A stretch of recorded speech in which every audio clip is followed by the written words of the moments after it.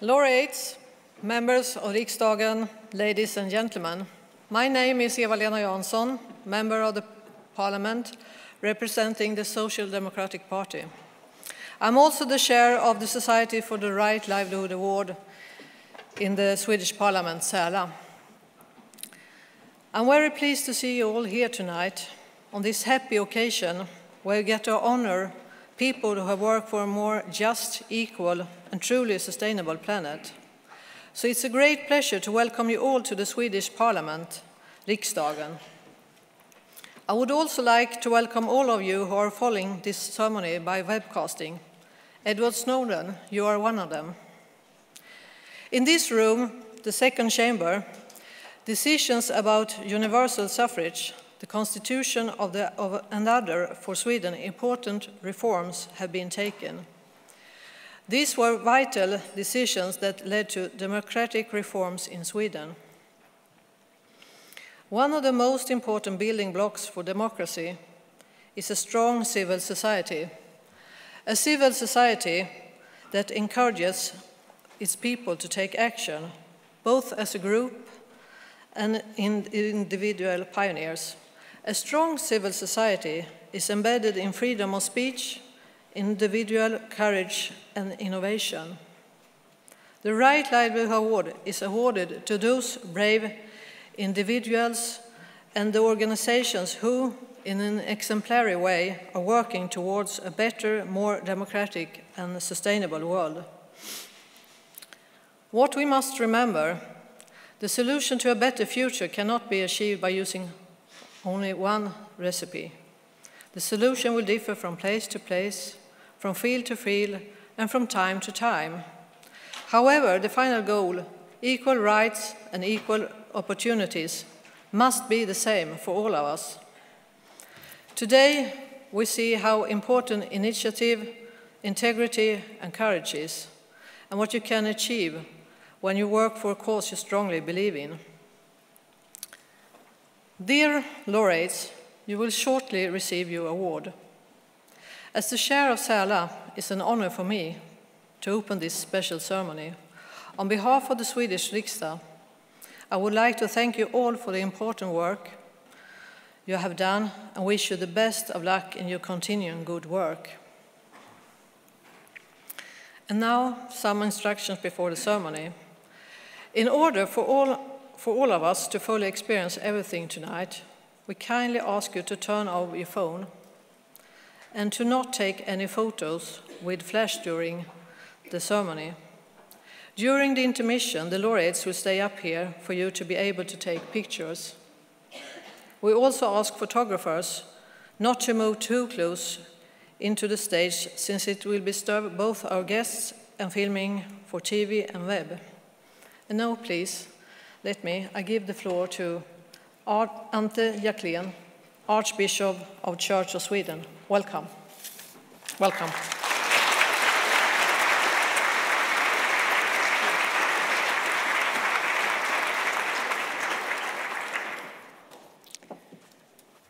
Dear ministers and members of parliament, dear laureates, honored guests, it surely is a privilege to be able to speak to you today. As the Archbishop of the Church of Sweden, it is with joy that I join you all in celebrating the courageous and tireless work against injustice and violence, of which today's laureates are outstanding examples. With this award, the Right Livelihood Foundation continues to recognize individuals from around the world who have gone the extra mile. Women and men who have resisted the temptation to remain within their comfort zones.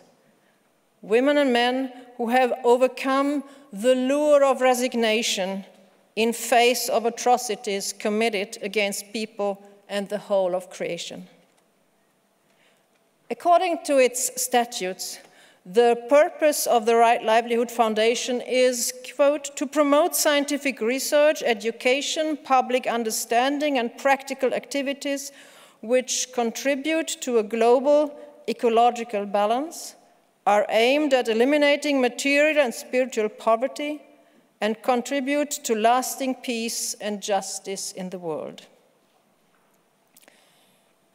An organization with such distinguished goals will never run out of work in this wonderful yet imperfect world. Its range is impressive, its plight noble. The mission of this foundation reminds us of the necessity of what Jewish tradition calls tikkun olam, repairing the world. Repairing the world, an intimidating task indeed.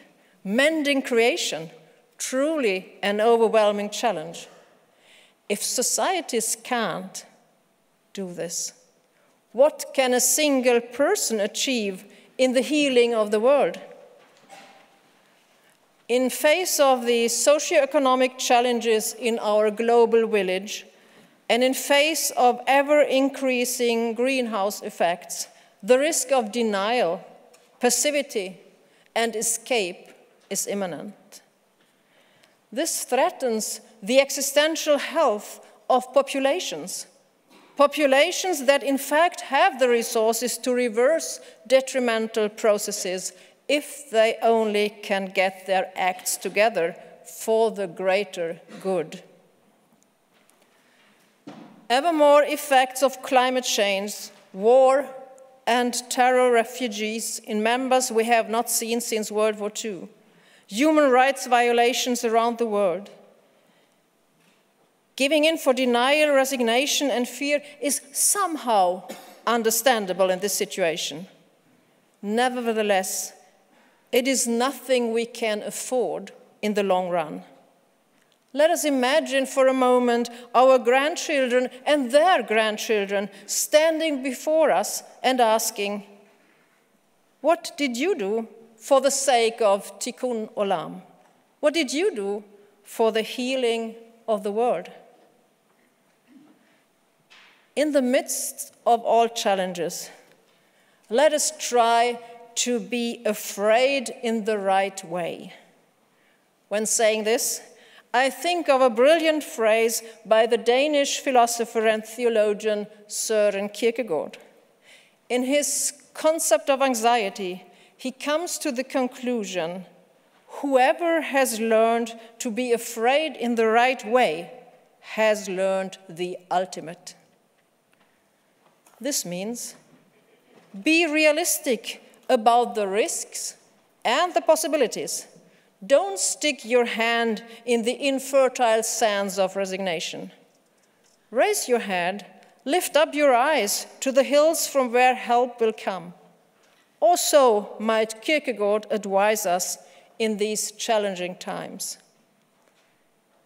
If we have learned to be afraid in the right way, we can face the challenges up front and at the same time cultivate a robust hope that releases our best abilities to act wisely and responsibly. One way of doing this is to share the examples of those who are bold in hope and lighten up the path towards freedom and democracy, towards justice and peace for all creation, towards a global community who cares for the poor and marginalized, people who sacrifice their own peace and comfort in order to serve others in need. These people, like our laureates today, are beacons of light who inspire and empower us to follow their examples. Dear laureates, today you are our lighthouses. And that brings a poem by German post-World War II poet Wolfgang Borchardt to my mind. Roughly translated into English, it reads, I want to be a lighthouse in the night and the wind, for cod and smelt for every boat, but am myself a boat in need of help. At times, we all feel like a boat in need of help, and that is all right. At times we shine bright, and that is very much all right too. The purposes of the Right Livelihood Foundation are important also to the Church of Sweden. A church never exists for its own sake. It is called to serve society at large. Liberated by God's grace, we are called to serve by living and working together for a just, peaceful, and reconciled world. According to Christian tradition, each human being is made in the image of God and has infinite value. Together with people of other faiths, Christians consider life a sacred gift. This is a reason why the Church of Sweden is engaged in questions of democracy, human rights, and climate change. This is why we are working nationally and internationally with issues of religious freedom and interreligious dialogue, with the rights of LGBT people, and against sexual violence. Together with other churches and faith communities around the world, we are promoting a rights-based approach to support people's own struggles for the right to food, sustainable livelihood, security, education, and health. This is also why we partner with the Right Livelihood Foundation on several of these issues. Earlier this year, the 14 bishops of the Church of Sweden released a so-called bishop's letter about the climate. The letter, which is actually a small book, is available on the internet in Swedish and in English. It gives an account of the present situation and discusses our human condition between threat and hope. It also outlines a theology and anthropology that encourages action grounded in wonder, grace, and hope. Furthermore, it presents ways forward and challenges to the Church, all citizens, political and public leaders, including member states of the United Nations. The letter has attracted international attention. The specific contribution of religious communities in addressing climate change is increasingly called for and acknowledged. Let's face it, climate change is also a spiritual question. The task to build a better future is always interdisciplinary. We need big political thinking, and we need small individual steps. In order to heal the world, we need holistic empowerment. This is only possible when the sciences, politics, business life, culture, and religion, everything that is an expression of human dignity, work together. Democracy and human rights do not exist in a vacuum. For their well-being, they depend on continuous nourishment from values, some of which will always be religiously grounded. In fact, the secular state should encourage its citizens to care about their cultural and religious roots, because this contributes to the existential health of people. Good governance must imply skills in political reality, economy, social responsibility, and spirituality. In a few moments, the 2014 Right Livelihood Award laureates will receive their awards. May their work inspire and empower us all. God knows the world needs beacons of hope and light that help us navigate the unruly seas of our time. Thank you.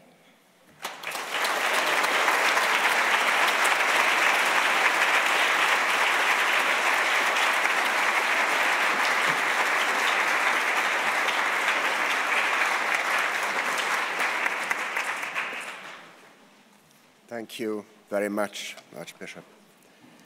Honourable Members of Parliament, honourable members of the Swedish government, dear award recipients, excellencies, friends. Irene Fernandez, our 1995 Livelihood laureate from Malaysia, was due to travel to Stockholm this past May to participate in a seminar in Parliament in this very chamber to discuss the opportunities and challenges of international migration. Tragically, Irene never made it to Stockholm. She died on March 31st from heart failure. We also lost 3 other Right Livelihood family members this year. Stephen Gaskin was the first recipient of this award in 1980. On behalf of Plenty International, the remarkable aid organization created by the farm community he founded. Professor Hans-Peter Dürr, a brilliant scientist and philosopher who bridged worlds and worldviews, dedicated his working life to ensure that scientists realize their responsibilities as citizens for the consequences of their work. Father Gerald Pantin from Trinidad and Tobago built Serval, Service Volunteered for All, to reach out to disaffected youth. The award citation reads, "For fostering spiritual values, cooperation and family responsibility in building society." Once more, our thoughts are with the brave members of our 1991 recipients, the Brazilian landless movement, CPT and MST, who again saw colleagues and friends murdered in their struggle for land and livelihood. We call on the government of Brazil to take immediate steps to ensure that the planners and perpetrators of these killings are brought to justice and to put an end to the climate of impunity that still prevails. The laureates who passed away this year leave voids that are very hard to fill. They will continue, however, to provide inspiration through the movements and ideas they have built and inspired. They eased suffering, helped us understand what binds our planet and its peoples together, and provided hope and dignity. Please join me in a minute of silence to express our gratitude for their lives and work.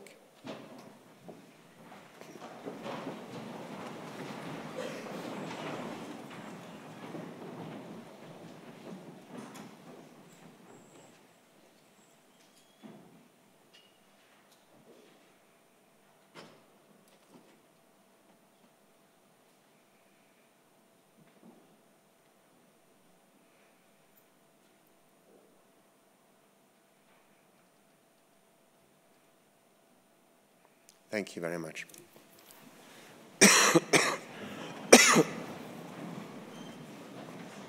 In Gaza, our 2030 laureate Raji Sohrani and his colleagues at the Palestinian Center for Human Rights have lived through months of terror.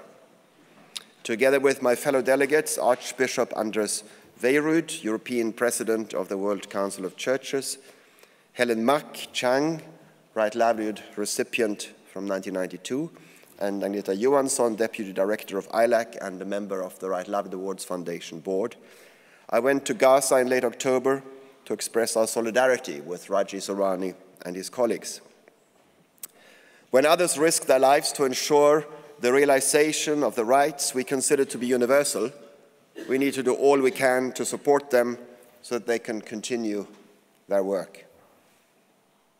The impunity for Israel's actions in Gaza devalues international law and spreads cynicism and terrorism. If one country can claim the right to invade, occupy, destroy, and kill, others will claim the same right. If you lock up an entire people, as in Gaza, they will try to break their prison walls with whatever means they have. In the interests of the peoples of both Palestine and Israel, international action is now urgent.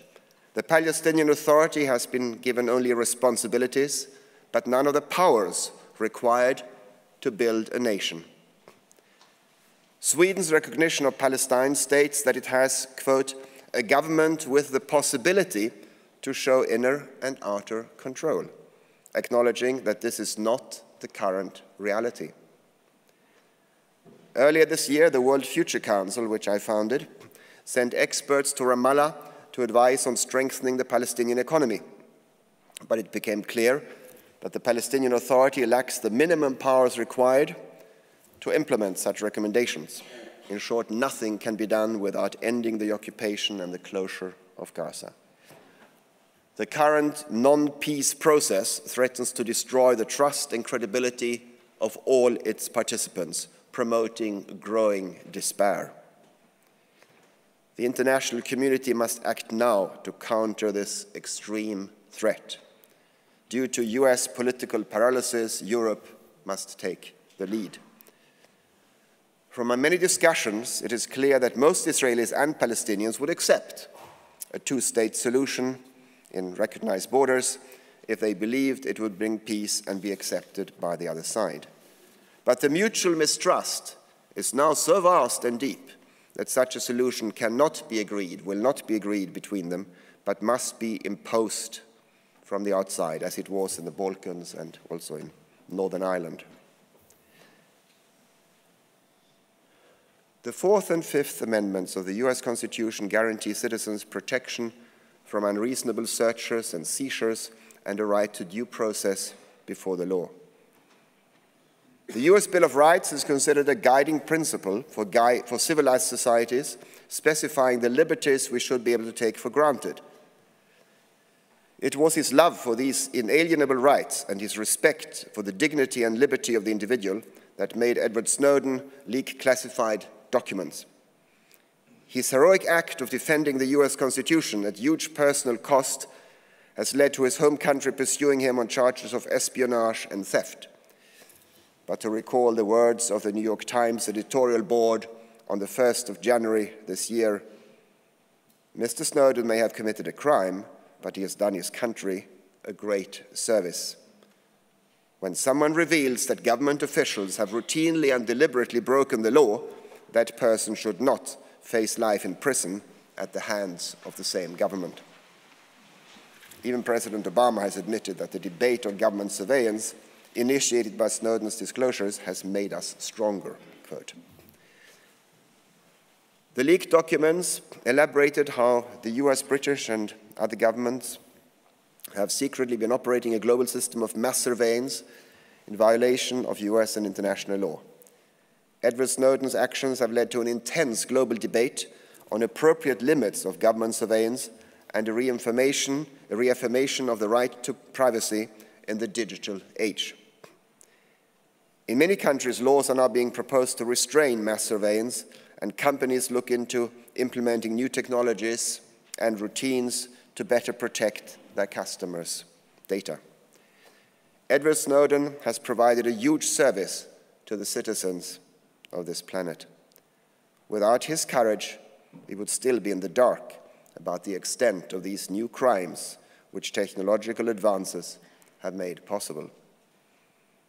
The Right Livelihood Award jury honors Edward Snowden for his courage and skill in revealing the unprecedented extent of state surveillance violating basic democratic processes and constitutional rights.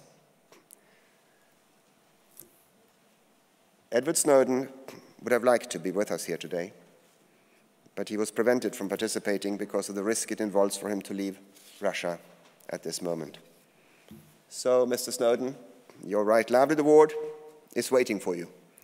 We trust that Sweden will make it possible for you to collect your award here in Stockholm in person in the very near future.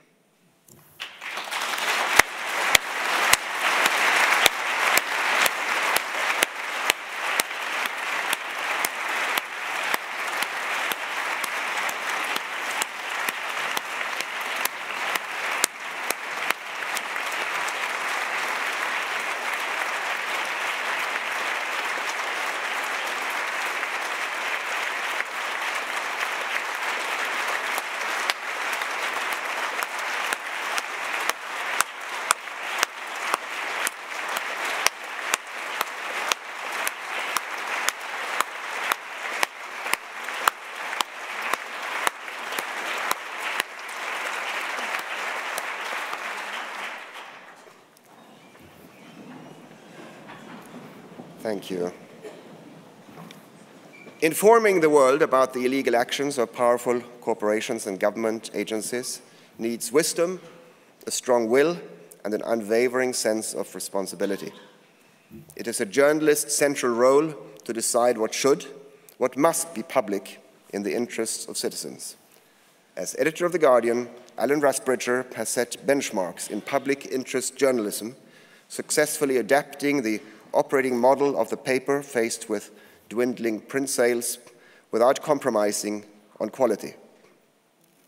Today, The Guardian is one of the most important English-speaking newspaper websites in the world and a free resource for us all, for reliable news on the global environment, development, human rights, and other important issues, thus playing a key role in creating an informed global citizenry.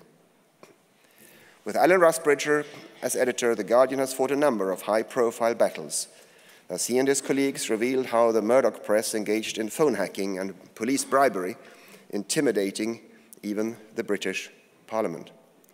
Their persistence in following up and disclosing the extent of the scandal protects British citizens from ongoing violations of their rights. In 2013, Alan Rusbridger played a leading role in publishing the surveillance revelations of Edward Snowden, despite relentless government pressure. This decision hugely amplified the impact of the revealed documents, and it is through their effective collaboration as a journalist and as a whistleblower that Rusbridger and Snowden were able to make a highly significant contribution to the global public interest. As editor of The Guardian, Alan Rusbridger has watched over our liberties and rights for almost 2 decades. During his editorship, the crimes and lies of politicians, secret services, corporations, and media representatives have been exposed. He has worked tirelessly to ensure that the Fourth Estate, the media, fulfill its mandate to advance access of reliable information for all. The jury celebrates Alan Rusbridger for building a global media organization dedicated to responsible journalism and the public interest, undaunted by the challenges of exposing corporate and government malpractices. It is with very great pleasure that I present the 2014 Right Livelihood Honorary Award to Alan Rusbridger.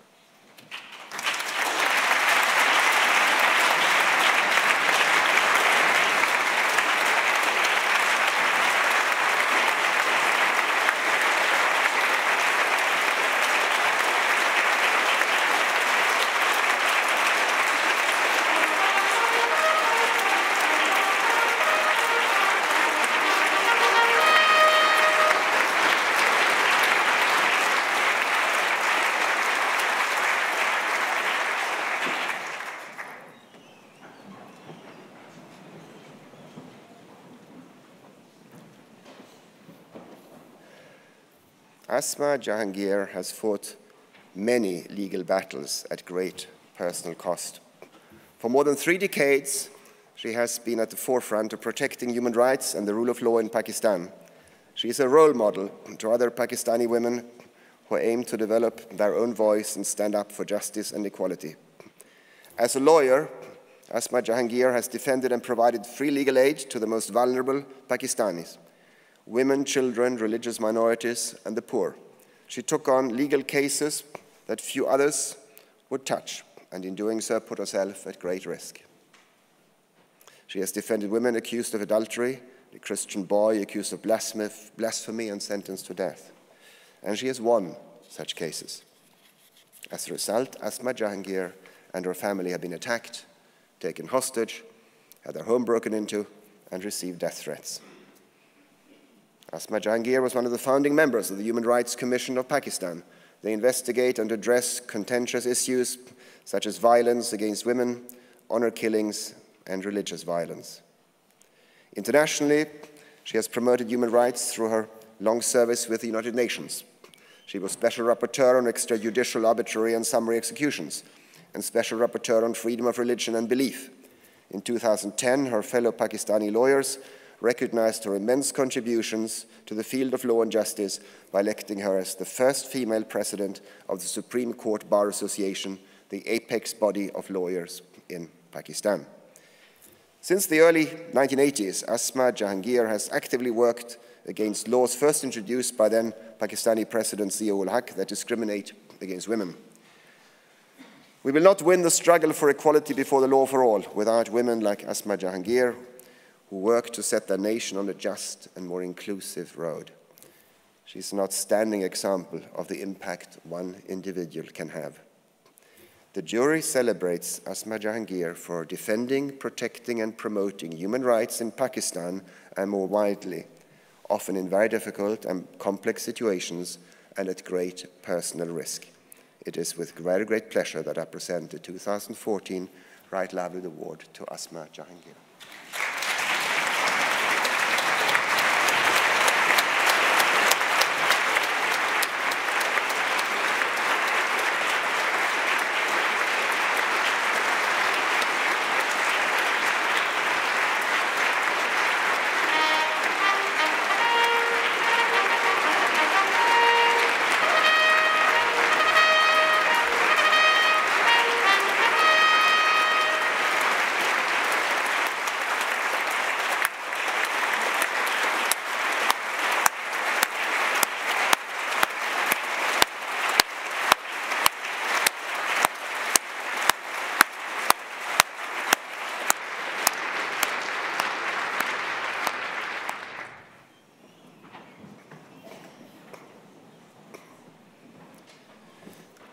Torture, police violence, arbitrary arrests and detentions, caste-based discrimination, enforced disappearances and abductions, extrajudicial killings, human trafficking, sexual violence, impunity, horrific prison conditions, violations of child and women's rights, land rights, labor rights, indigenous rights, and the freedom of religion, assembly, and expression.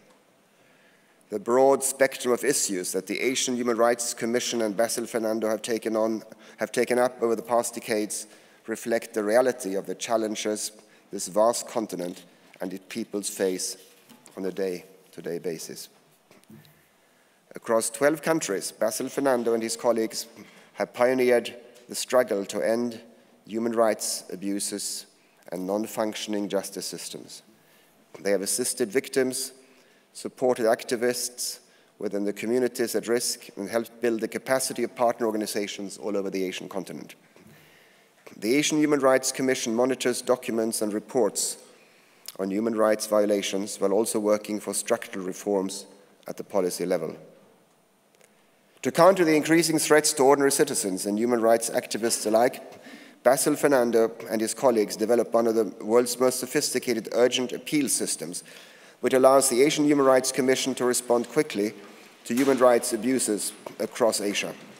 They campaign to get torturers face justice, to end land grabbing and associated killings. They campaign against death sentences and have developed a human rights charter for Asia. Through a human rights school and training initiatives, the Commission has educated lawyers and activists, including from China, on the principles of fair trial and the rule of law. Though there is a long way to go until the peoples of Asia need no longer fear abuses of power, it's thanks to Basil Fernando and the Asian Human Rights Commission that many individuals and organizations now have the tools needed to work towards societies where the rule of law is firmly established. They have a voice and a guardian institution that defends them when their rights are being trampled upon, an organization dedicated to improving the criminal justice system so that it may fulfill its primary purpose to deliver justice for all. The award jury recognizes Basil Fernando and the Asian Human Rights Commission for tireless and outstanding work to support and document the implementation of human rights in Asia. It is with very great pleasure that I present the 2014 Right Livelihood Award to Basil Fernando and the Asian Human Rights Commission.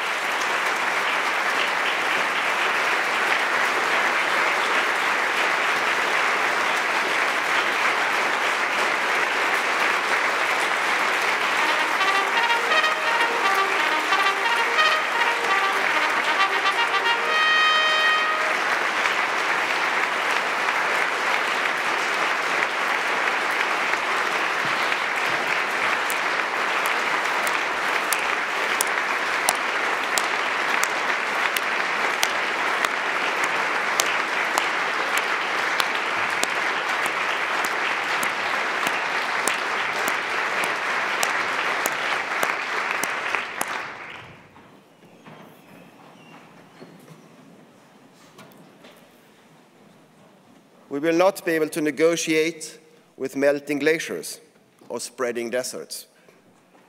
In a world of growing climate chaos, our societies and economies, our hard-won rights and achievements, our modern civilization will succumb to growing conflicts and violence. Yet our decision-makers still cowardly postpone the hard decisions necessary to avert this unprecedented threat. They have failed to correct the massive market and pricing failures, the failure to internalize environmental and social costs, which now threaten our shared future. Bill McKibben challenges decision-makers to live up to their responsibilities to avert climate chaos, which is becoming more urgent with every passing month. Bill McKibben wrote one of the first books about climate change for a general audience. Then, realizing that influencing decision-makers requires direct citizen pressure, he initiated and built the first global grassroots climate change movement. With the organization 350.org at its core, this movement has mobilized political support to mitigate the climate crisis. Today, 350.org's mass public actions are coordinated by a global network active in over 188 countries. The success of Bill McKibben's and 350.org's decentralized, locally adaptive approach is evident in the hundreds of thousands of people that have marched through cities all over the world in recent years. They've been mobilized to support campaigns initiated and coordinated by 350.org, including calls for cutting carbon emissions, stopping the Keystone XL pipeline that would take oil from Canada's tar sands to the Gulf of Mexico, fighting coal power in India, and convincing public institutions to divest from the fossil fuel industry investments. Thanks to these campaigns, governments have changed policies, foundations and universities have ended investments in fossil fuels, and President Obama has put the Keystone pipeline on hold. With great creativity and outstanding skills in networking and organizing, Bill McKibben and his team at 350.org have provided a model for citizens around the world how to hold political and corporate leaders accountable for their actions, decisions, or lack thereof. And they have proven that the citizens of this world are willing to take action to safeguard the life-supporting systems of our Earth. The jury celebrates Bill McKibben and 350.org for mobilizing growing popular support in the USA and around the world for strong action to counter the threat of global climate change. It is with very great pleasure that I present the 2014 Right Livelihood Award to Bill McKibben and 350.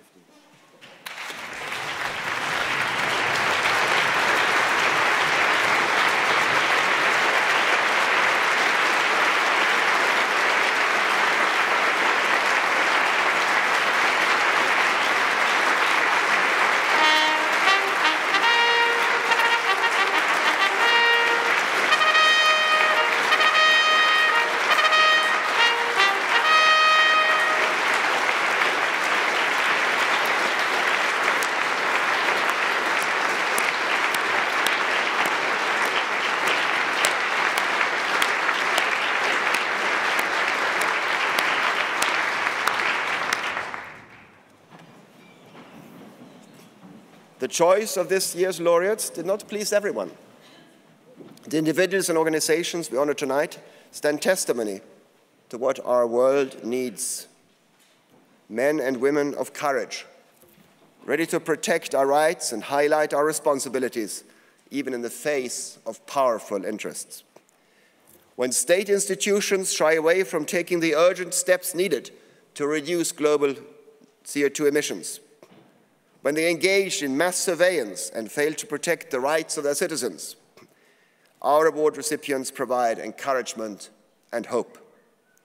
They are at the forefront of these struggles and need the active support of all of us. I would like to express my deep gratitude to the members of the Swedish Parliament, especially SARLA, the Association for the Right Livelihood Award in Parliament, who have supported us for so many years and continue to do so even when under pressure. In a democracy, it is the integrity of elected parliamentarians that guards our future, guarantees our liberties, and protects our public institutions. Dear members of Parliament, we are grateful and honored by your support.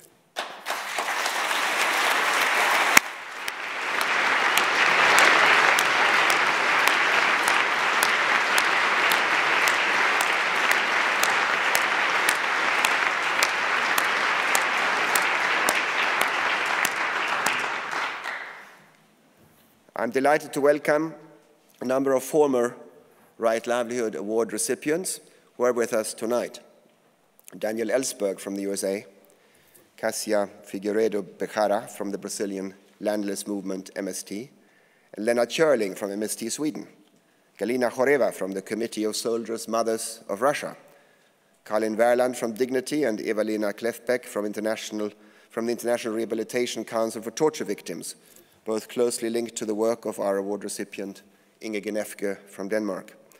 And Lena Arg and Petra Tötterman Andorf from Kvinna till Kvinna, our Swedish recipients.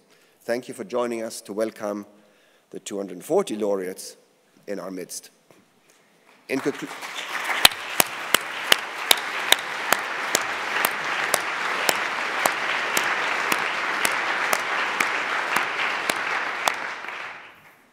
conclusion, I would like to thank our partner organizations, our artists, and everyone who helped create a wonderful award week and ceremony. And I also want to say thank you to our partners, circle of friends, and other donors. As you know, these awards are not funded by a capital endowment. They live and thrive by the ongoing support of dedicated friends who understand their impact and value. Thank you very much.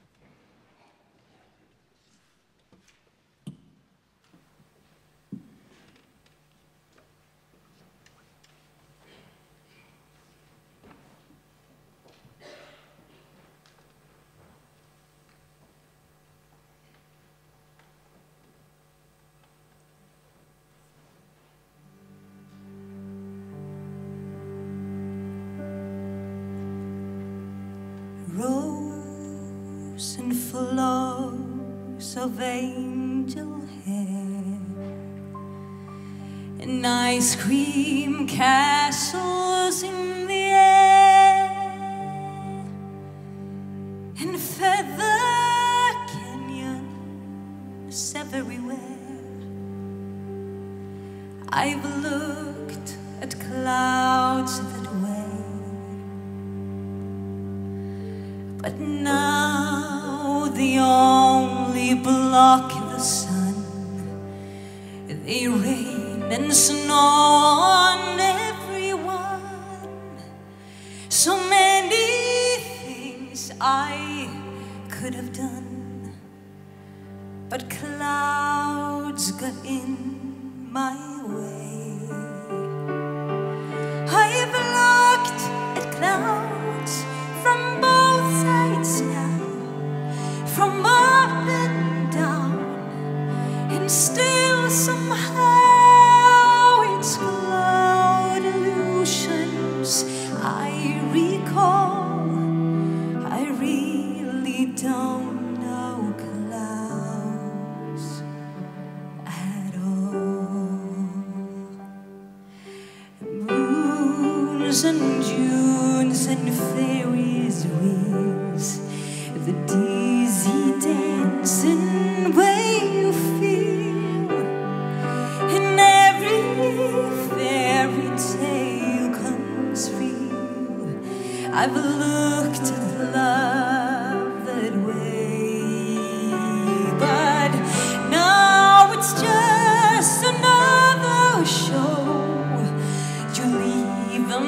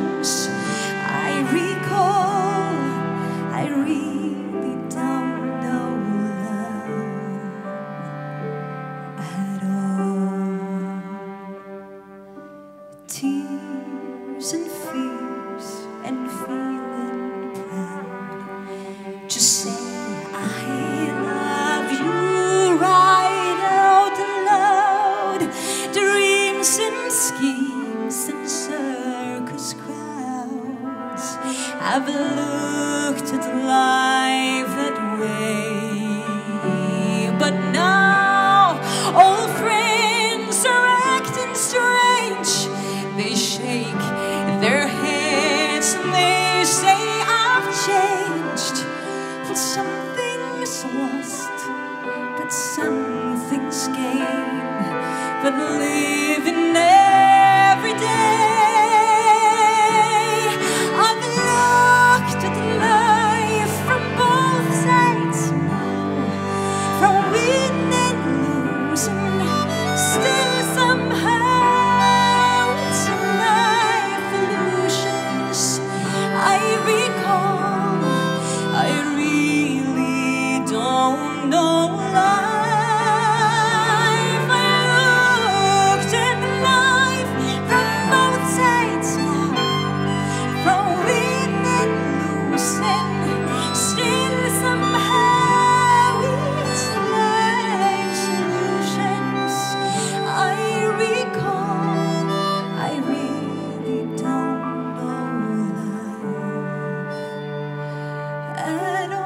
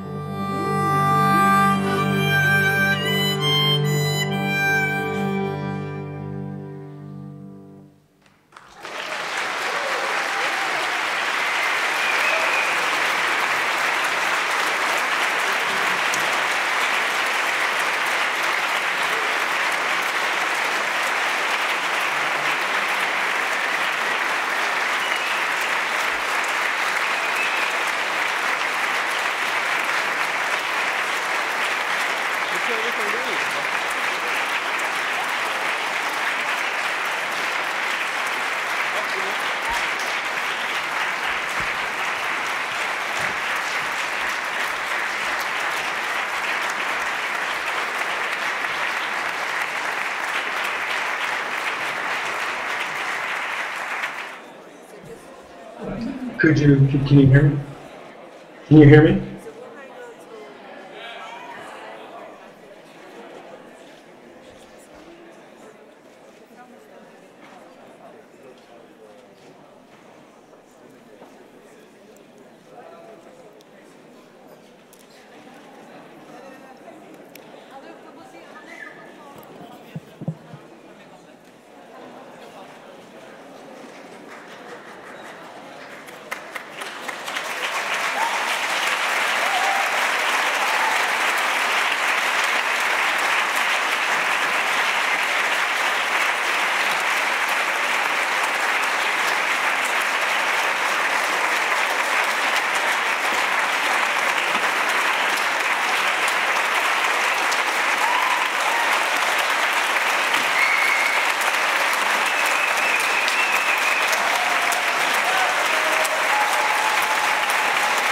Thank you.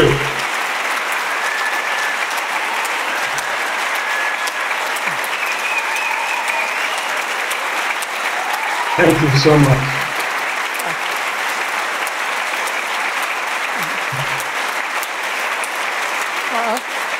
Thank you. Yes, we hear you.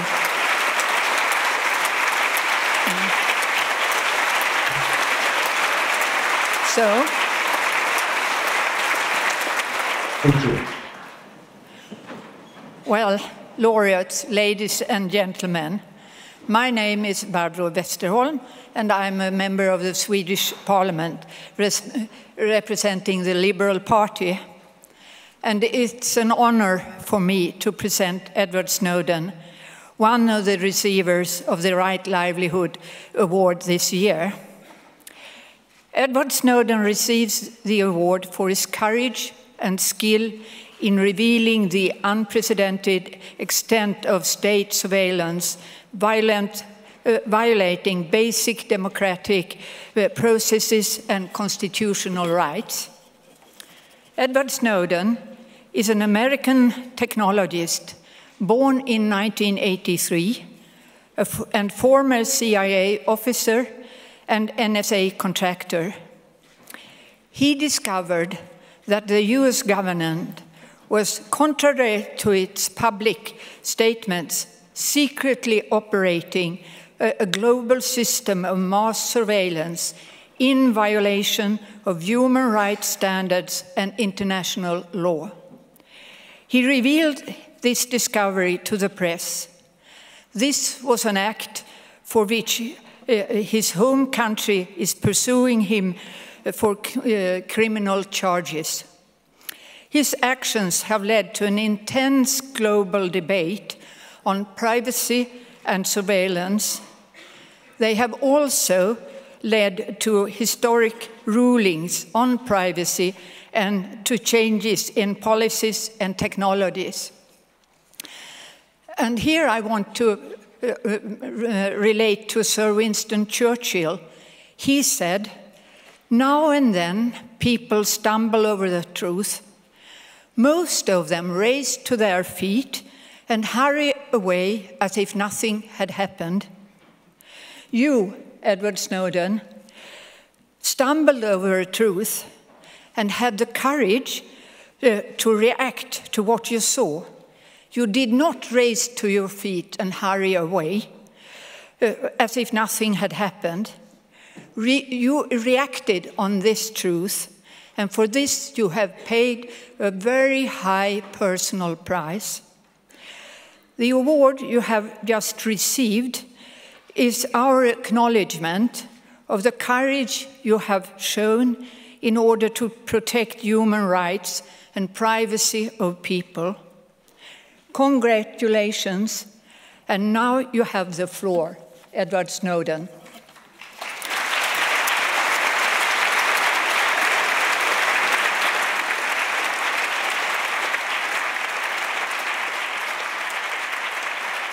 Thank you. Thank you so much. You know, I'm far underqualified for this kind of audience. It is an extraordinary privilege to be counted among so many around the world who have fought for human rights, even at great personal cost, even when it was hard, even when no one was watching, when they weren't seeking recognition, and when they never received it. Awards are by their nature individual, but I can only accept this collectively. This award recognizes the work of so many, not just over recent years, but over decades, who recognize that human rights is a new name for an old concept, the concept of liberty. And the price of fighting for liberty in changing times, in times of fear, in times of novel dangers, new threats, is unpredictable and often quite high. The journalists that I've been privileged to work with, publishers around the world, activists, whistleblowers, civil society broadly, have put so much on the line. There are many, including Sarah Harrison, who I know is in the audience tonight, who are unable to go home. I myself have lived in exile for more than a year and a half now. And these are things that are unlikely to change soon. But they're worth it. All the prices we've paid, all the sacrifices we've made, I believe we would do again. I know I would do it again. Because it was never about me. This was never about he or she. This is about us. This is about our rights.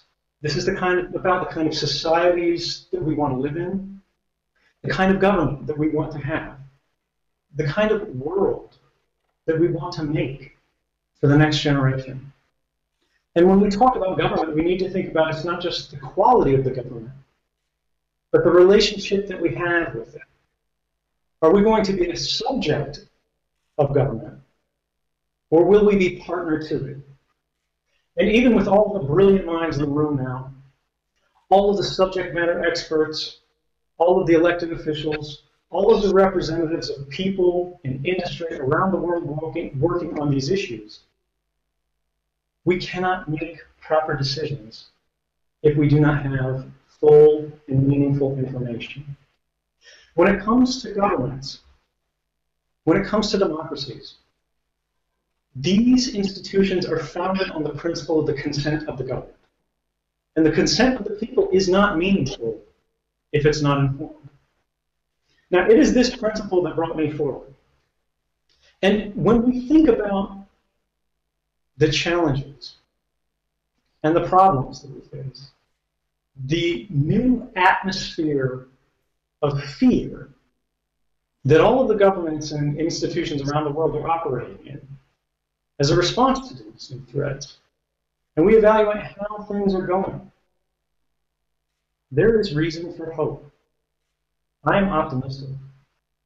Because when we take a look at what's happened since last year, since I came forward, since I stood up, I was called a spy. I was called a traitor.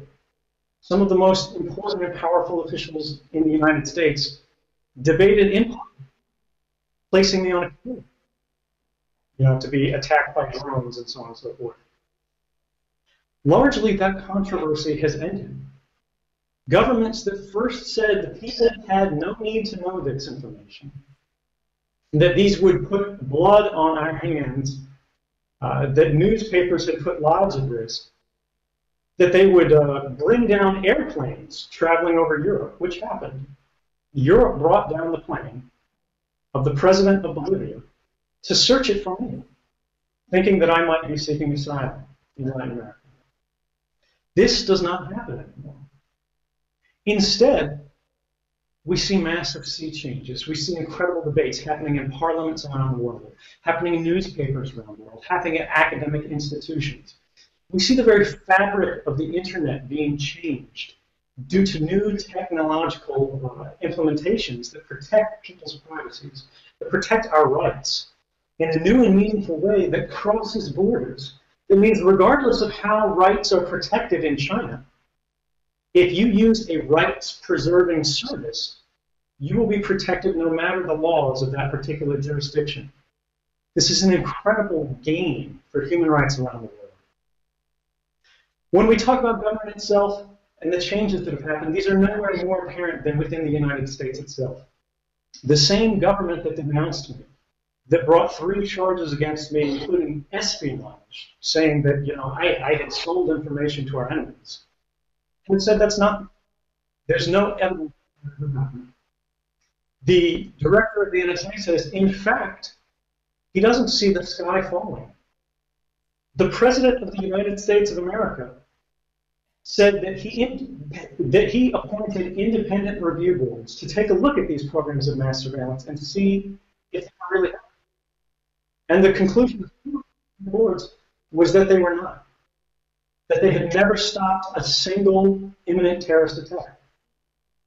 And this is critical because we learned that mass surveillance, a policy that was kept from us, from the public, from not just Americans, not just from Swedes, but from the world, that it had not helped us, despite costing us so much of our rights.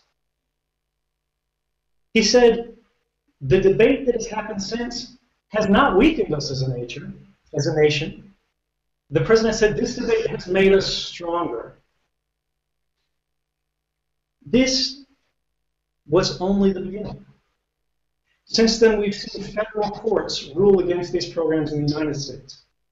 We've seen the European Court of Justice strike down the Data Retention Directive, saying that it was an unnecessary violation of rights. It put individuals unnecessarily at risk. The United Nations released a report saying that mass surveillance is a fundamental violation of human rights. These are things that will be with us, in every country, that provide us a foundation upon which to build. We can move forward from here as we continue to discuss these policies, these programs that are instituted behind closed doors without our awareness and without our consent. To say, are these reasonable? Are they necessary? And are they proportionate to the threat that we face? Do they use the least intrusive means necessary to provide for necessary government investigations? Because this is not about turning off intelligence communities. This is not about stopping police investigations. This is not about reducing our security. This is about securing our society. This is about securing our rights. This is about securing the liberties that we inherited as a generation and that we want the generation behind us to inherit in kind. And together, by using this open forum, by using this discussion, by taking advantage of the sacrifices that so many people around the world have made, we can have those liberties. We can have those freedoms. We can have those rights. We can have an open and liberal society because we say, even in times of threat, we stand for liberal values. And I hope, despite all that we've accomplished in the last year, we all recognize that this is only the beginning and that there is so much more to be done, and that together we will achieve it. And I hope I can count on you in the next year as we stand and propose that the United Nations create a new special rapporteur on privacy and digital rights to ensure that no matter where the agency operates, no matter where the technology is placed, no matter what country is deciding that they face new and novel threats that require new narrowments of our rights, we stand for liberty. Thank you. Thank you very much.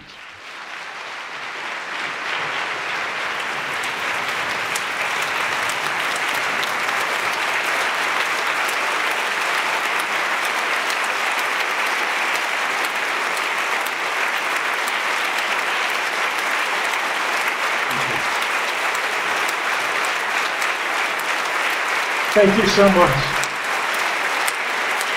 Thank you, and I hope to see you in Sweden soon.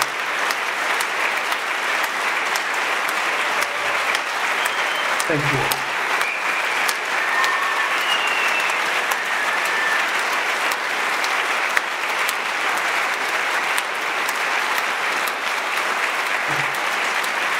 Thank you so much.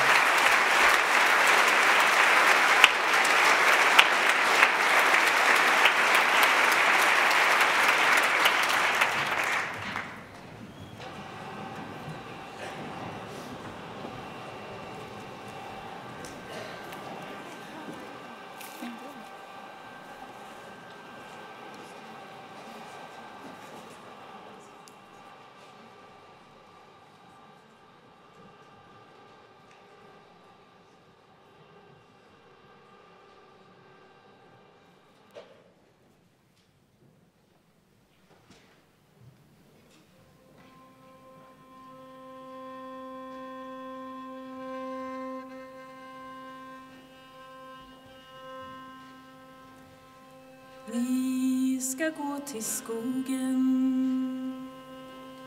med feta cider och trinda juver, och mjölken ska rinna så som stjärnorna på himmelen det brinna. Och 7:00 ska ni gå hem, klöv i klöv, trav i trav och fot i fot. Och jorden sjunger och stjärnorna svarar. Och på min jord ska ni gå, och där ska ni bo. Jo, jag sa att ni ska gå till skogen med feta cider och trinda juver, och mjölken ska rinna så som stjärnorna på himmelen det brinna. Och 7:00 ska ni gå hem, klöv i klöv, trav i trav och fot i fot. Och jorden sjunger och stjärnorna svarar. Och på min jord ska ni gå, och där ska ni bo.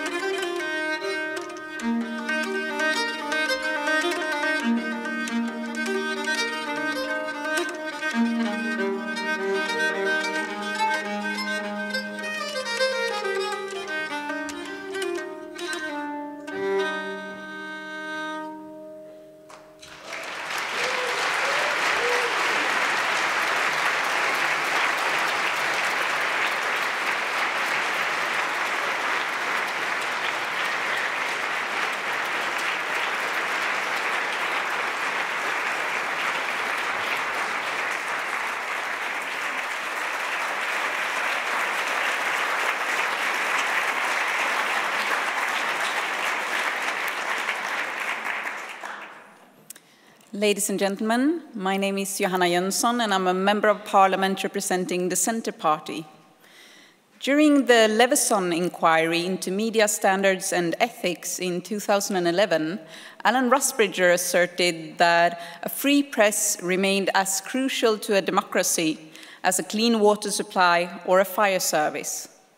For nearly 2 decades, Rusbridger, as editor-in-chief, has led from the front in ensuring that the Guardian newspaper sets the highest standards on public interest journalism and fully discharges the rights and duties of the free press in a democratic society.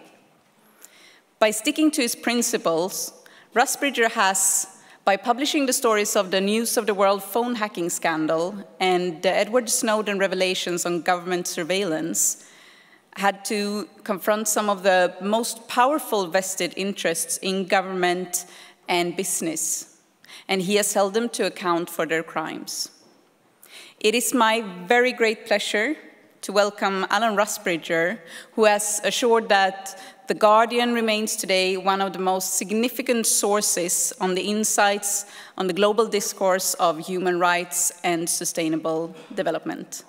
Alan, the floor is yours.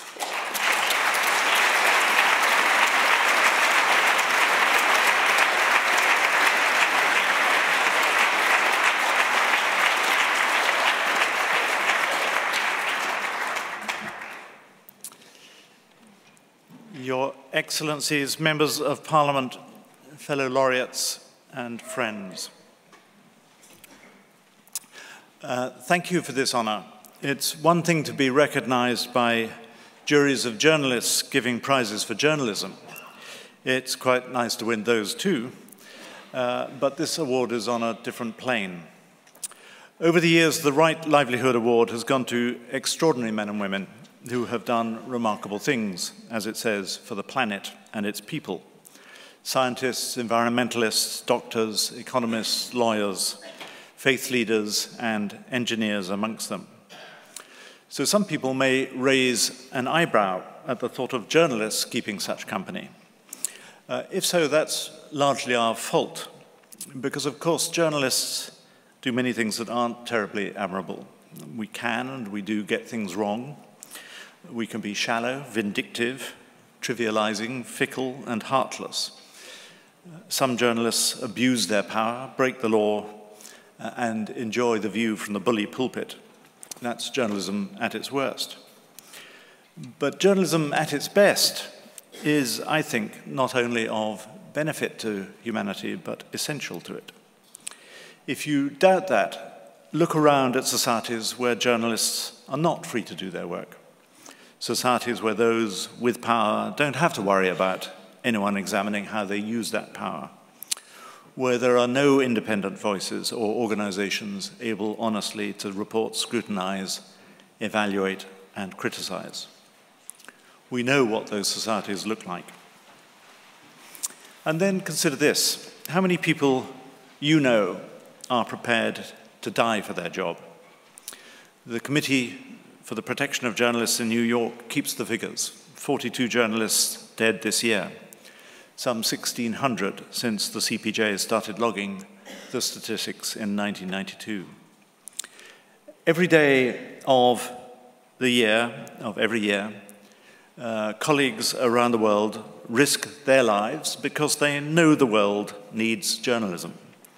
They feel a drive, a mission, a duty to bear witness. There's no doubt they think of journalism as a public service, almost as a kind of calling.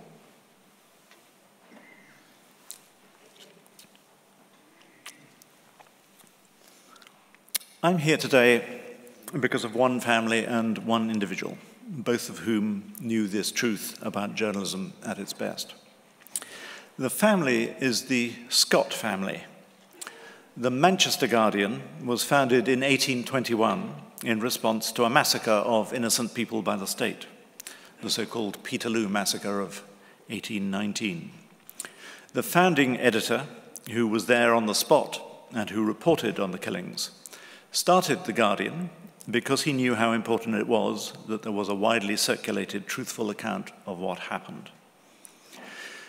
The Scott family did a remarkable thing with the Manchester Guardian, as it then was in 1936. They gave the paper away. They didn't float it, cash out, or go in search of an oligarch or a hedge fund. They put the Guardian into a trust, making not a penny from it. The only purpose of the trust is to preserve it, with its liberal traditions, its beliefs that a newspaper is not simply a business, but a form of public service, and to preserve the Guardian in perpetuity. So as editor of the Guardian, I'm conscious every day of the debt that I owe to the Scott family and to its remarkable editor for 57 years, C.P. Scott, who wrote on the paper's centenary that he would never have wanted to be involved with a paper if it had put profit above its ability to, as he described it, play on the minds and consciences of men. And there have been one or two people since I've been in Stockholm who have come up to me and asked about whether the Scott Trust isn't a model for ownership in other parts of the world, and I think the answer is yes. The second person I want to acknowledge, and you've just heard from him, is my fellow award winner, Edward Snowden. And it's lovely to have his father, Lon, here today.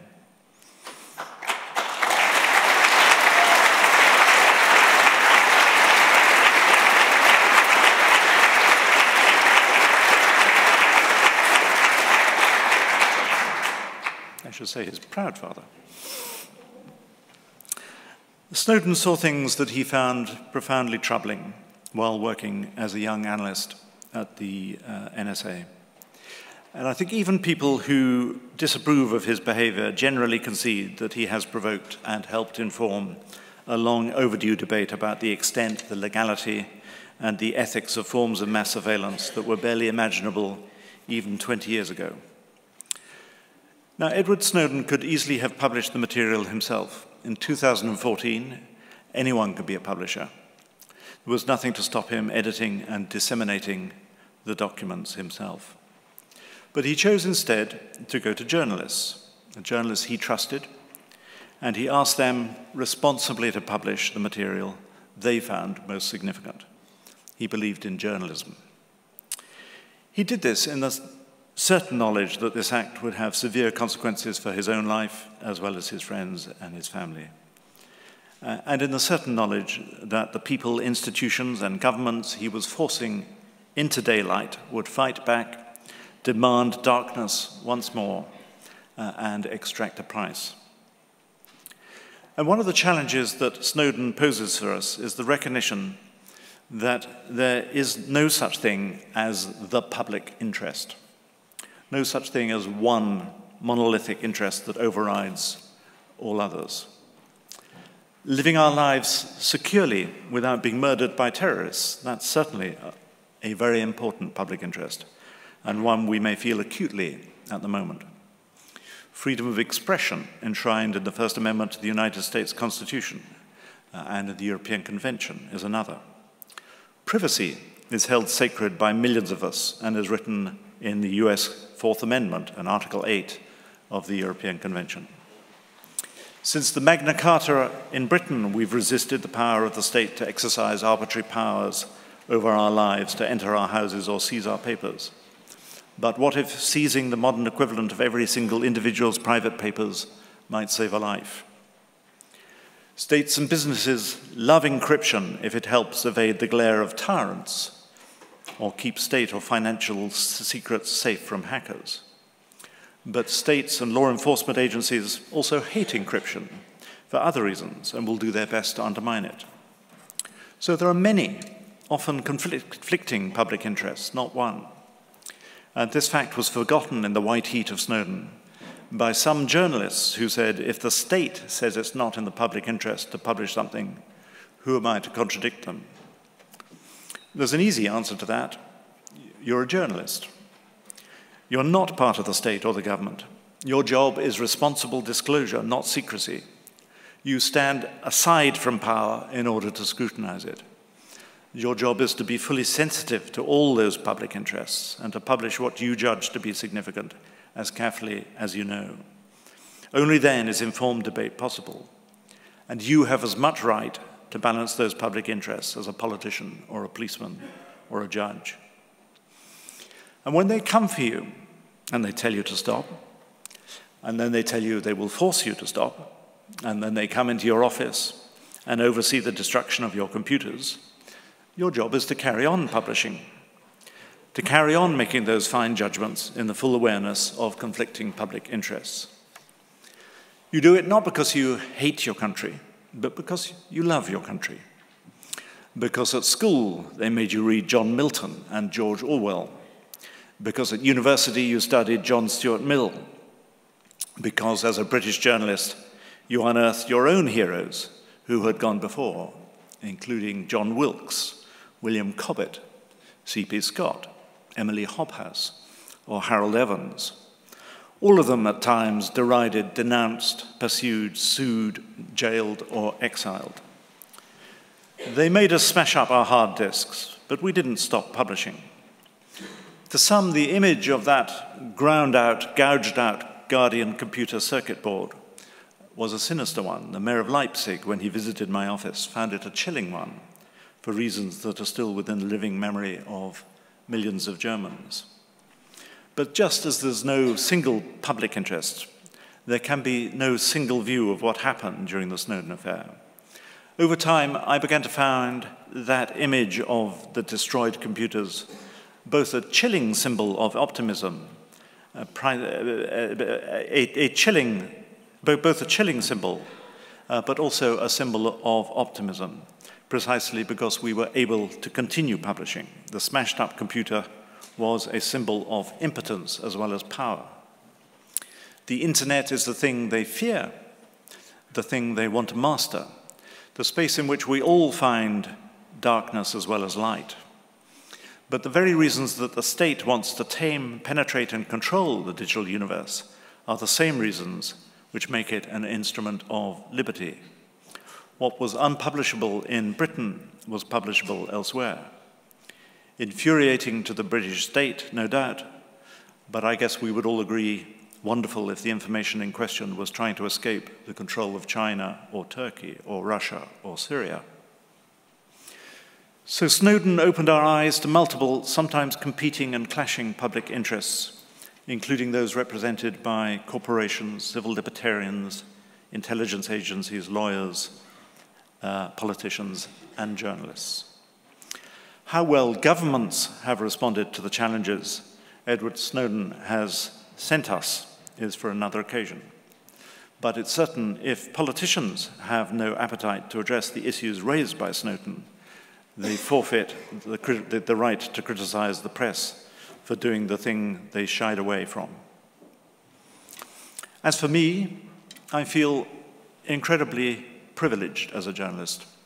Privileged because when the attack came on The Guardian had the institutional strength and resilience to withstand it and defend its journalism. That's what a great newspaper is or should be.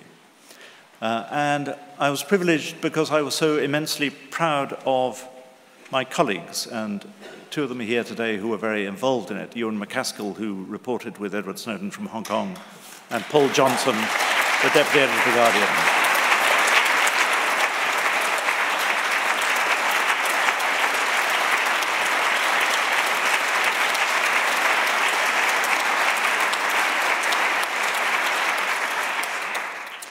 I've always thought of reporters like bees.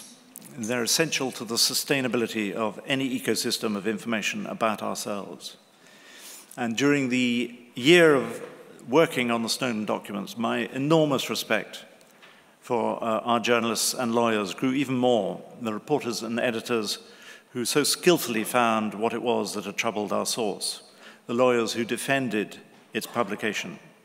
And I was strengthened immeasurably in my conviction that journalism can indeed perform a public service, and that journalism must always, always stand profoundly independent of all forms of power.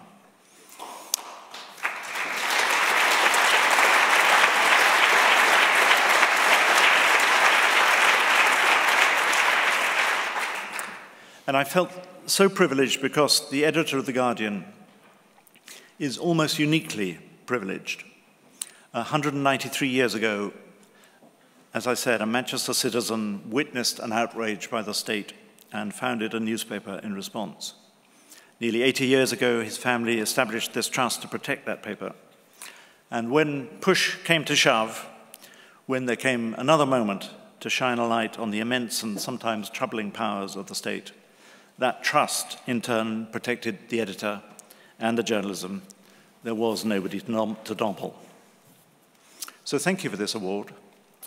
There's a new word in this age of Twitter and Facebook, the humble brag, which is appearing to be modest while simultaneously boasting of your success. I feel the ultimate humble brag today, genuinely modest to be receiving this award alongside such distinguished laureates today, Edward, Asma, Bill, and Basil, and humble to be the recipient of this rather remarkable reward, which has gone to so many extraordinary people. But what a lovely thing to brag about.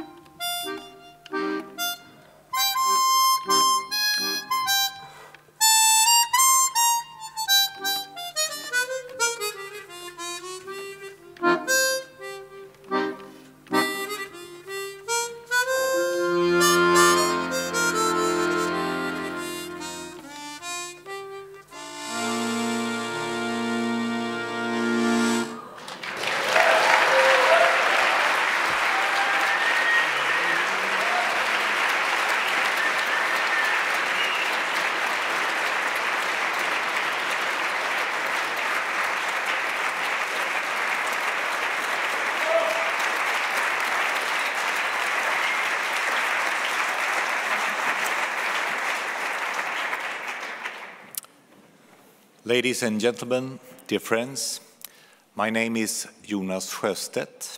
I'm a member of parliament and I'm the party leader of the Swedish Left Party. In September 2013, the Independent newspaper in the UK observed that for over 30 years, this remarkable woman has been, and I quote, the first and often the last line of defense for battered wives, Christians maliciously accused of blasphemy, rape victims, women splattered with acid, people disappeared by the military. In the face of intimidation, assault, and threats to her family and herself, she has continued as a human rights lawyer to take on these most contentious and difficult of cases and win them. In addition, she has pioneered several initiatives and movements, co-founding the Human Rights Commission of Pakistan, an independent watchdog monitoring human rights violations in the country, the Women's Action Forum that campaigns against laws that discriminate against women, and the AGHS Legal Aid Cell that provides free legal aid to Pakistan's most vulnerable citizens. Her perseverance has earned her numerous honors, at home and internationally. And in 2010, she made history when her fellow lawyers elected her as the first ever female president of the Supreme Court Bar Association of Pakistan. It's an honor and a pleasure to welcome one of Pakistan's most courageous and outstanding advocates for women, human rights, and democracy, Asma Jahangir. Asma, the floor is yours.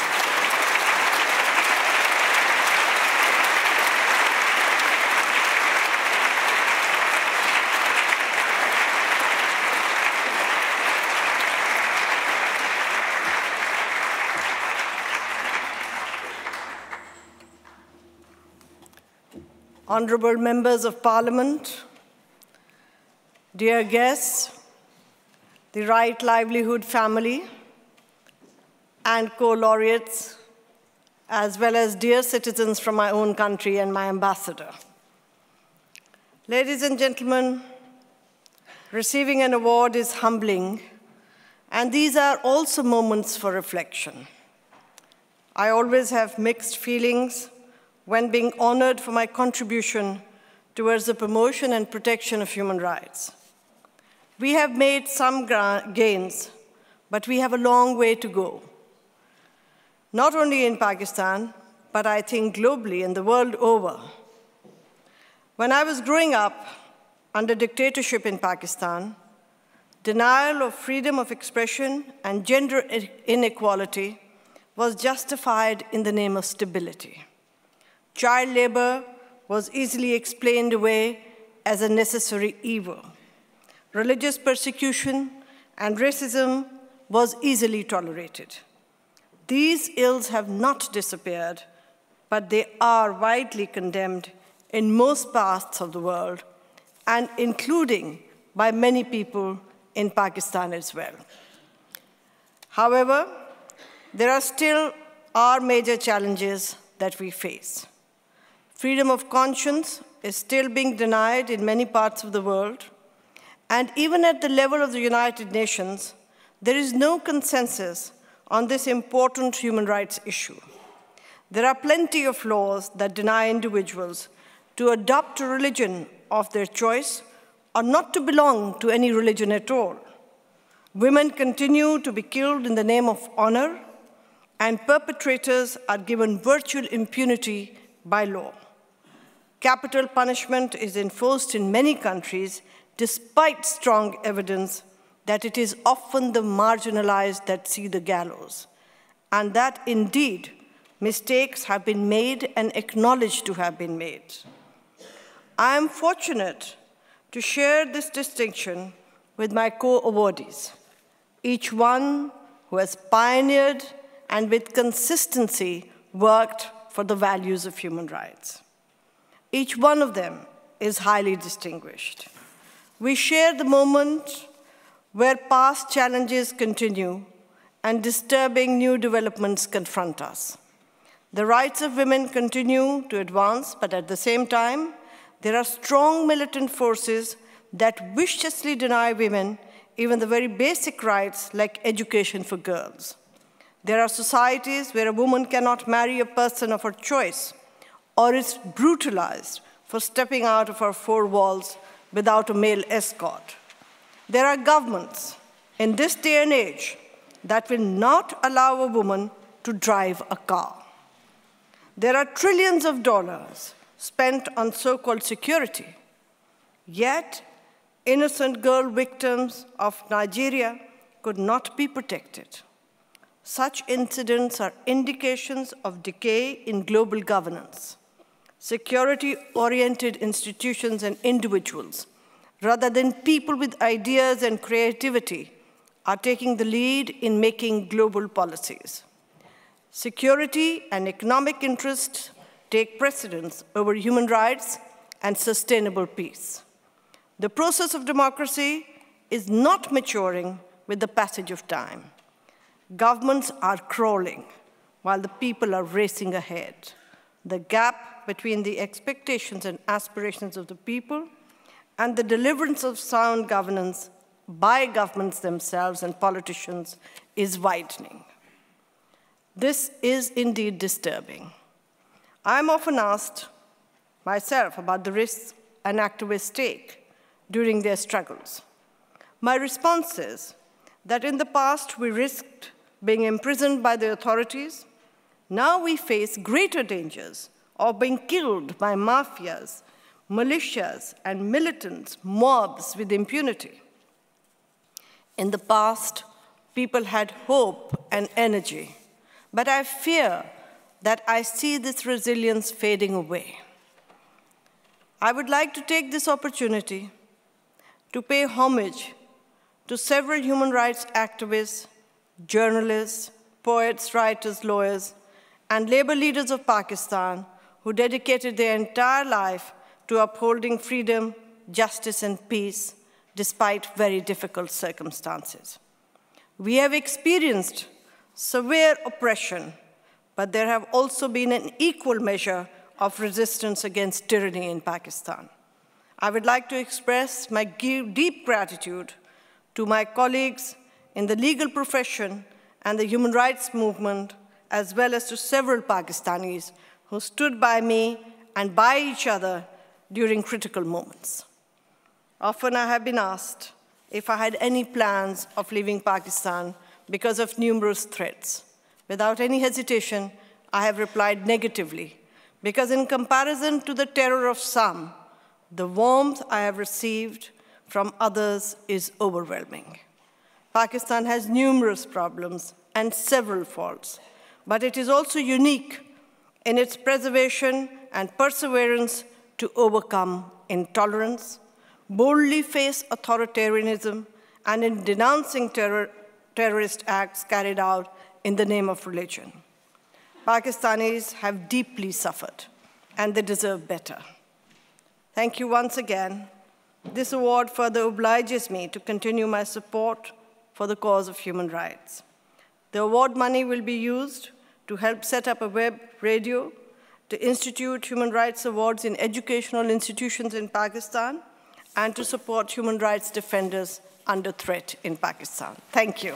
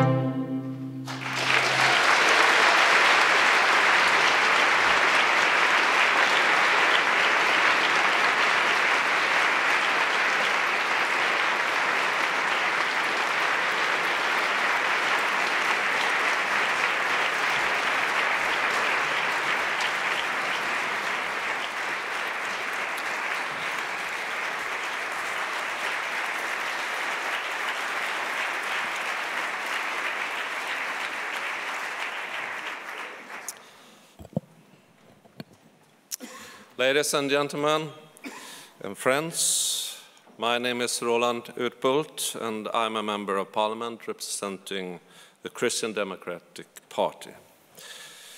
This individual was forced to flee his home country of Sri Lanka in 1989 after his name appeared on a death list for people to be disappeared.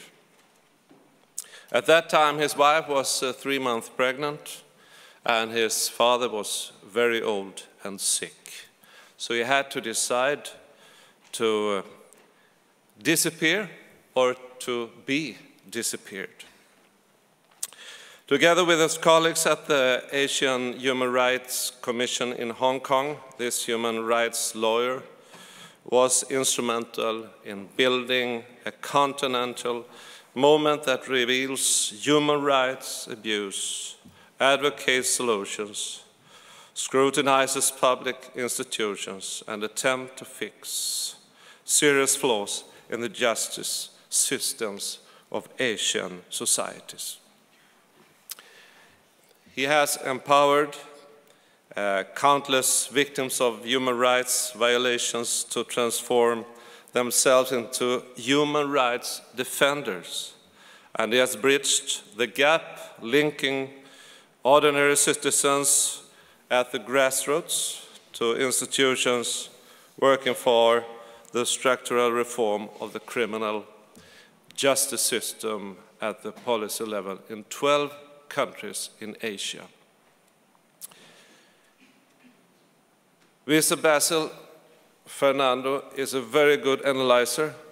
He is very brave and inspiring young people. He's like an Old Testament prophet who sees the problems but brings hope to people. He's also a very good poet who is sensitive to the suffering for other people. The Ashoka Foundation observed in 2005 that Basil Fernando has brought new ideas and clarity to the field of human rights work and has emerged as a leading creative force for social change. It is now my great honor and privilege to invite Basil Fernando. Basil, the floor is yours.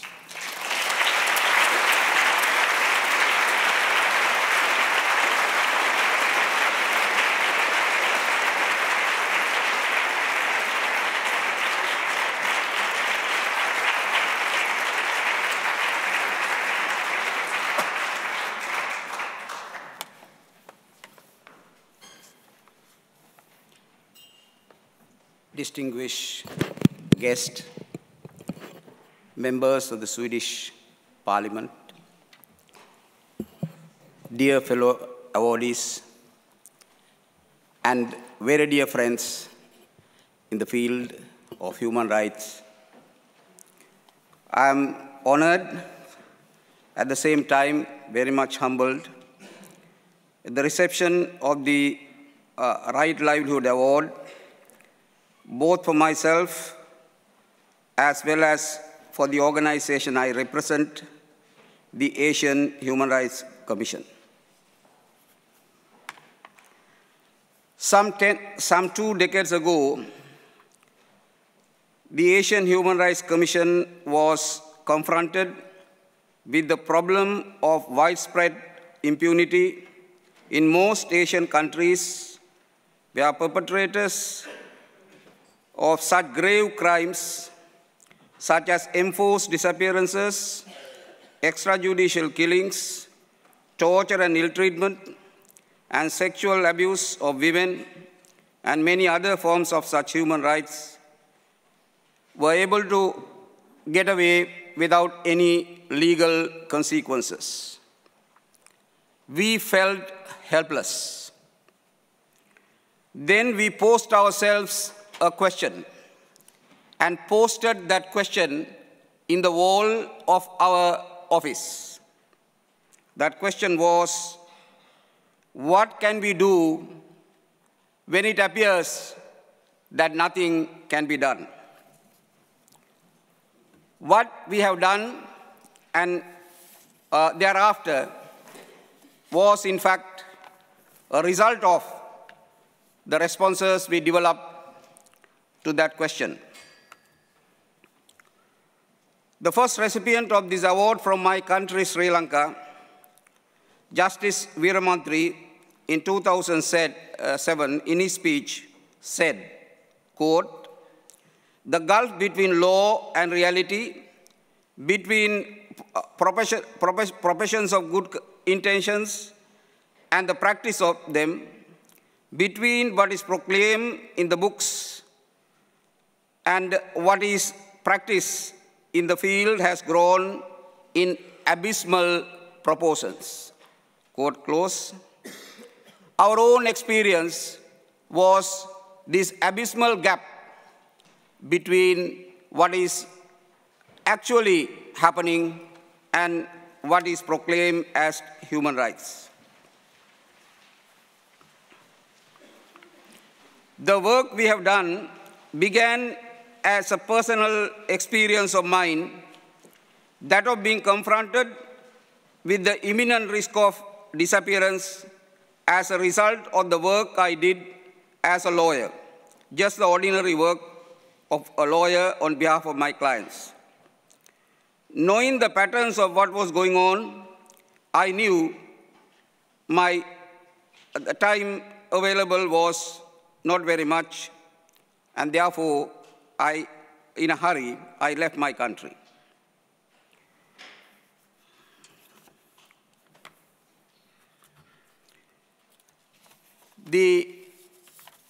There, I tried to grasp this experience of the facing a disappearance where the plea of innocence is not a valid plea.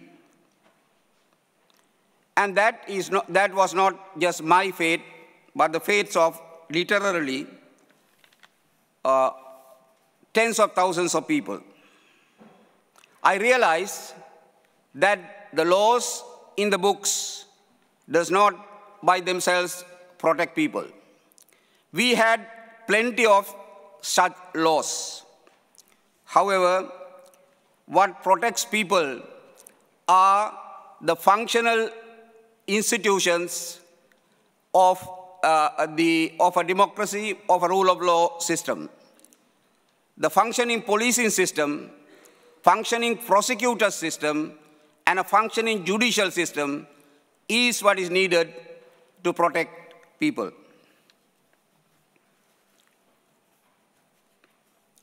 The realization I had reached was further confirmed when I worked as a senior officer of the United Nations Transitional Authority in Cambodia, where the police, the prosecution system, and the judiciary were all aligned against the people.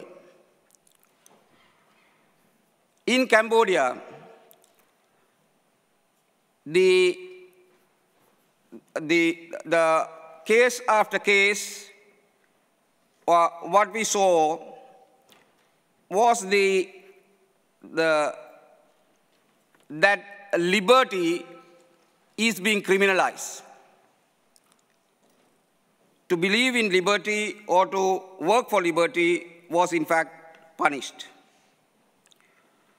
It was on that basis that when I took over the responsibility for the Asian Human Rights Commission in 1994, I was determined to pursue a single issue of protection with the goal of trying to articulate the problem as clearly as we can and try to find solutions to this problem.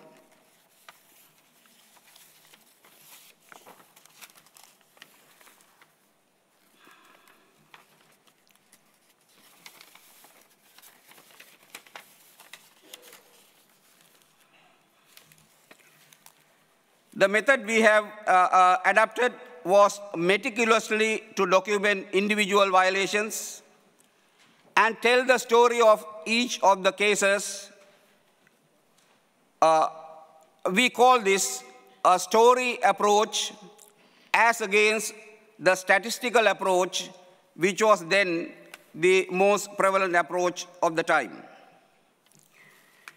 We try to support the victims by litigation, by psychological assistance and other means.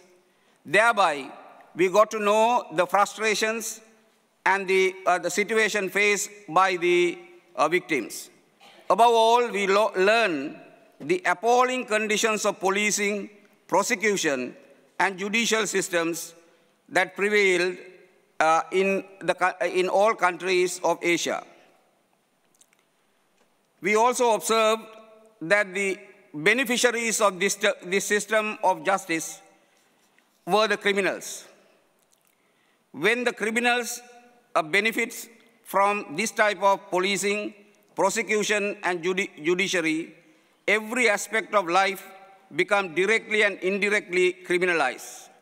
The electoral system becomes so permeated with the multiple forms of criminality and corruption that any aspiration for free and fair elections become illusion.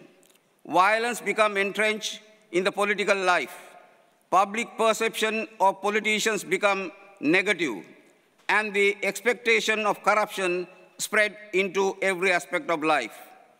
Those who exercise the freedom of speech and publication become targets of violence, and the culture of fear prevails everywhere.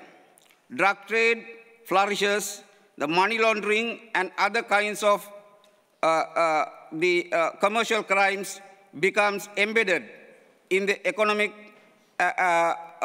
life. The sex industry, including the trafficking of persons, is facilitated, and the right to life and the property threatened. Murder and rape of every other form of serious crime become easy.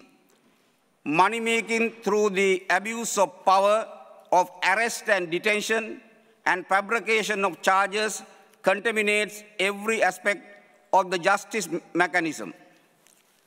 It is this problem of justice system itself being a contributor to violence that has been the bewildering experience of most people in Asia, particularly the poor. The poor continues to be the majority of people in developing countries.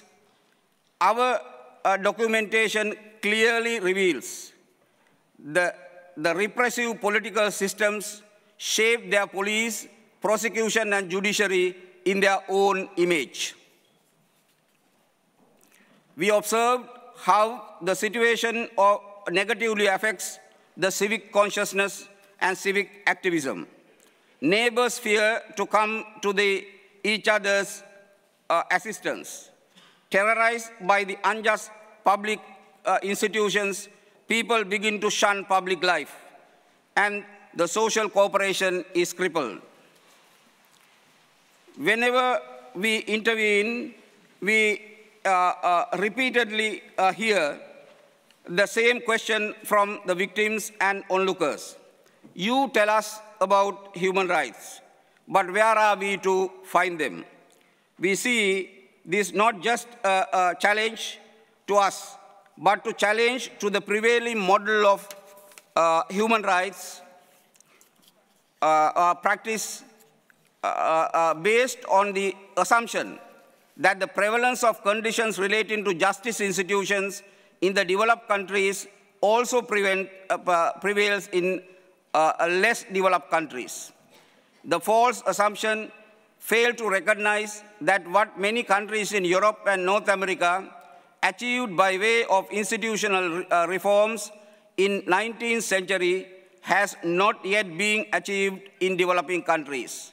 Thus, there is a need to make such institutional change as the prime goal of all human rights work in developed countries. Ladies and gentlemen, our message from the Asian Human Rights Commission is that we need a new frontier in the human rights field, particularly for developing countries. This frontier is the frontier of institutional reforms.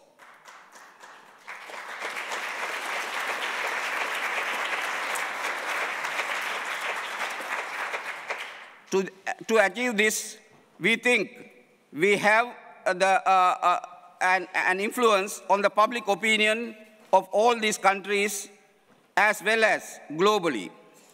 So we try to share everything we have learned through the documentation with large audiences by using the new communication technology. This is the strategy we followed, and all the rest of our activities is just the details.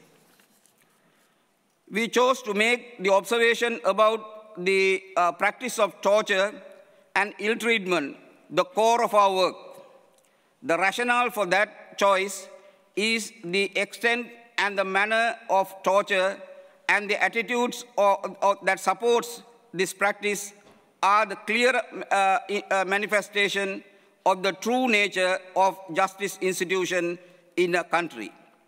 With the extensive knowledge we have gained from 12 countries in Asia, including the two largest countries, India and China, we are in a position to say that the use of torture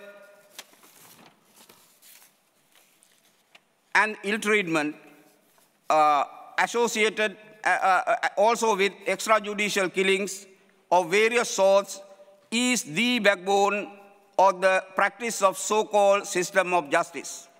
Investigation into crimes is inseparable from use of torture. Prosecutors and the judges accept such practices as inevitable part of the system. That those systems resist all attempts made by UN agencies and others who call for the elimination of the use of torture and the call for investigation and prosecutions of those who violate that injunction. The documentation available to us is adequate to illustrate this narrative vividly. The triple evils of torture, corruption, and the abuse of power are interlinked and inseparable. It is not surprising that those persons who in developed countries have been brought up in a different environment where the protection is entrenched is at a loss when confronted with what is actually occurs in places where the triple evil determines the environment. The gap undermining the human rights situation between many from developed countries and those from the developing countries is their life experiences. Some experience the absence of law, others, to a great extent, experiences the protection of rule of law. One of the lessons we have learned is that the justice problem of developing countries is to be resolved. Everything possible must be done to create greater dialogue among developed countries and developing countries and those who care for democracy and human rights. The maintenance of human rights movement need to respond positively and dynamically to the problems of institutional reforms. Many colleagues, volunteers, supporters, and above all, victims of all forms of violations of human rights have joined us and have contributed to our efforts. It is on their behalf that I accept this prestigious award. Right Livelihood Award Foundation, by recognizing our work, has helped to spread the message of the pressing need for institutional change in the policing, prosecution, and judicial system in developed countries. I hope the need for institutional change of justice system will receive much needed attention from Sweden and other developed countries. We can give you the assurance that efforts by you to contribute for this aim will bear fruits thousandfold. Ladies and gentlemen, the people who are searching for justice in Asia needs your support.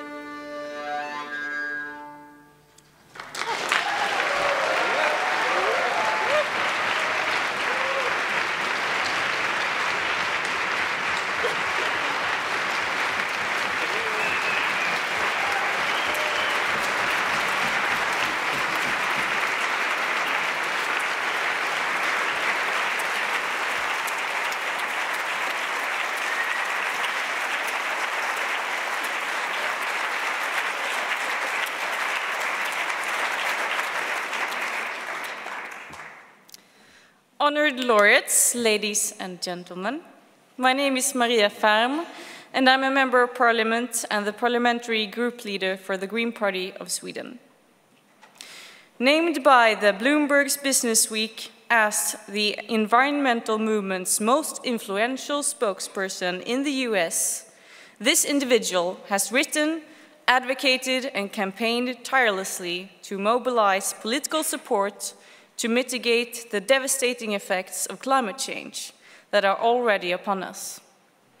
According to NBC News 350.org, the global movement built by Bill McKibben has rallied against climate change in every country but North Korea. Under its banner, activists have helped delay the approval of the Keystone XL oil pipeline, and they pressured universities to sell off the fossil fuel stocks in their endowments. It is with great pleasure that I welcome the man behind the movement, which has combined passion with creative acts of civil disobedience to defend our planet, Mr. Bill McKibben.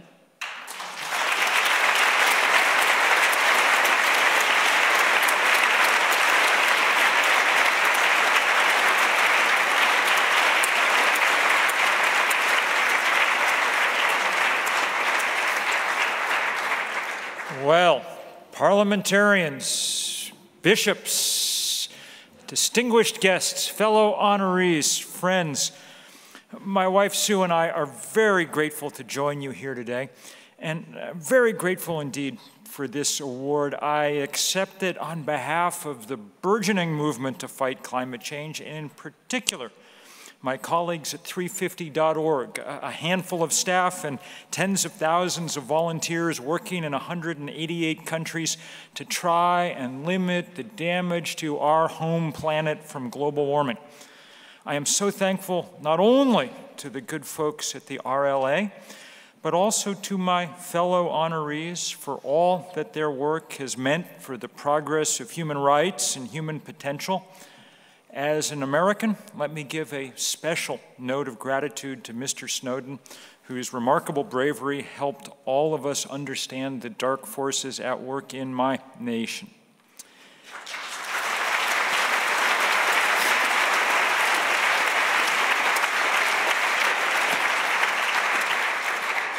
As we meet here today, the world is almost done with what will be the hottest calendar year in all the years that we have measured temperatures.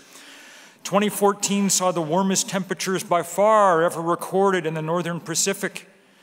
It was also the year when we learned, tragically, that the melt of the West Antarctic ice sheet is now irreversible. 25 years ago, when I wrote the first book-length account of this crisis, none of these wounds could have been predicted, but that's because scientists are conservative. The damage has outpaced their forecasts. Every ocean, including the one outside these doors, is now 30% more acidic than a generation ago. Every continent now sees drought and flood on an unprecedented scale. Every scientific body now urges upon us with ever more desperate rhetoric the need for action.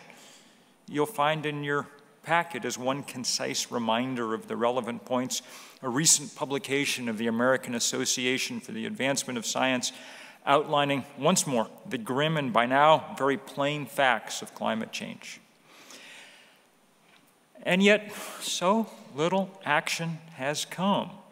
The world will meet again a year from today in Paris to try and reach a treaty, a replay of the meeting that 5 years ago ended in fiasco in Copenhagen.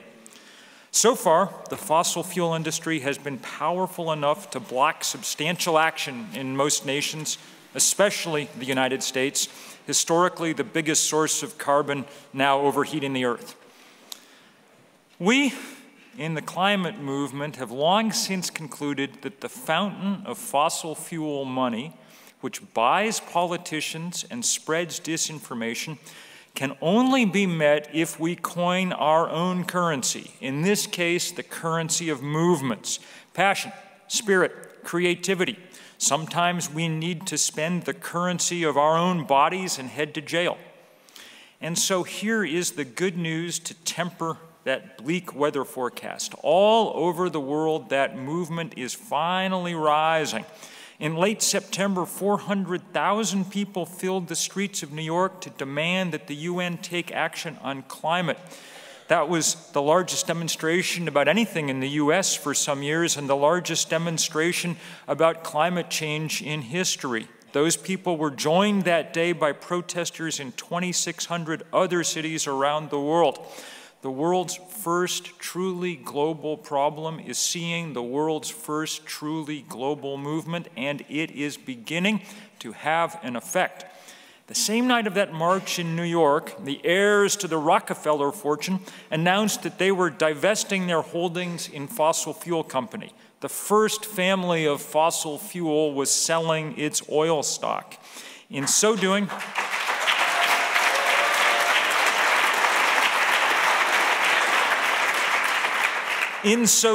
they joined institutions from Stanford University to the Church of Sweden, and hopefully soon the city of Stockholm and many others in this green-minded country.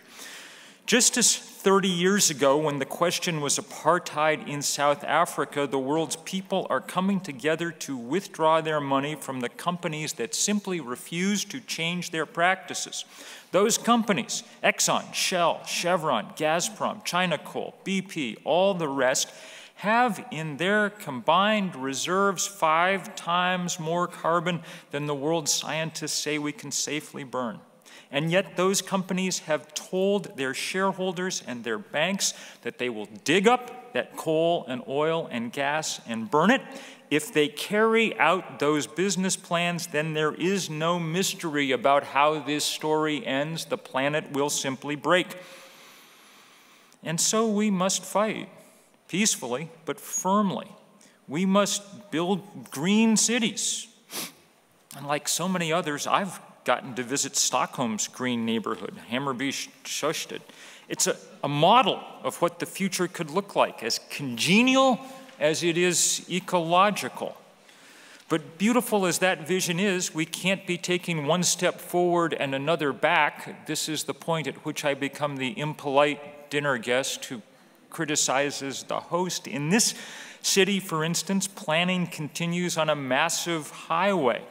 Ask yourself whether in a decade or two that is the legacy this planet needs, or whether a sharp and dramatic move toward public transit and car sharing might not be better.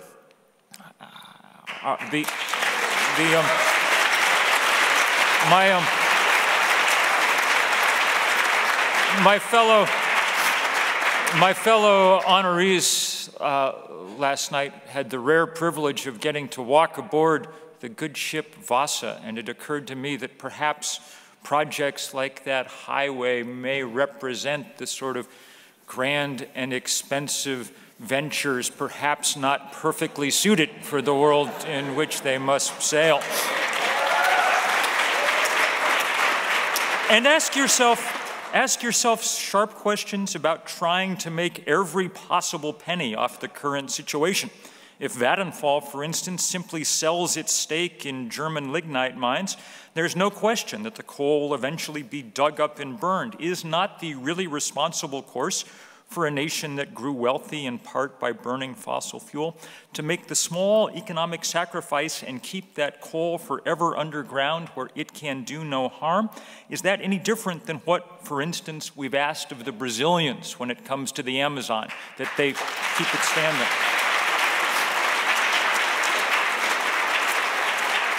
And we very badly need Sweden's cities and governments to follow the lead of the Church of Sweden and divest those fossil fuel holdings. We simply must defeat those forces that want to delay large-scale change so they can have a decade or two more of profit. There's no ducking that fight. If you invest in fossil fuel companies, you profit from the destruction of the earth. That's the definition of dirty money. Those who invest in fossil fuel companies are making a wager that the world will do nothing to combat climate change. That's an immoral wager. And it's an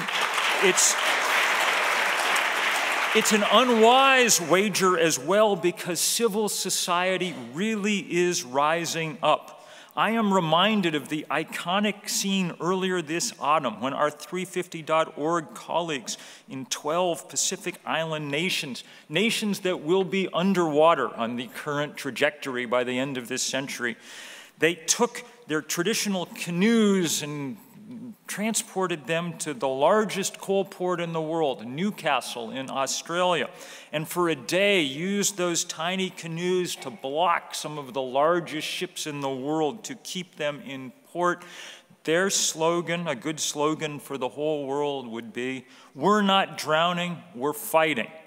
I'm reminded of the scenes in North America earlier this year, where cattle ranchers and Native Americans formed what they called the Cowboy Indian Alliance, a CIA slightly different than the one Mr. Snowden used to work for, to block the Keystone Pipeline and its cargo of filthy oil from the tar sands of Canada.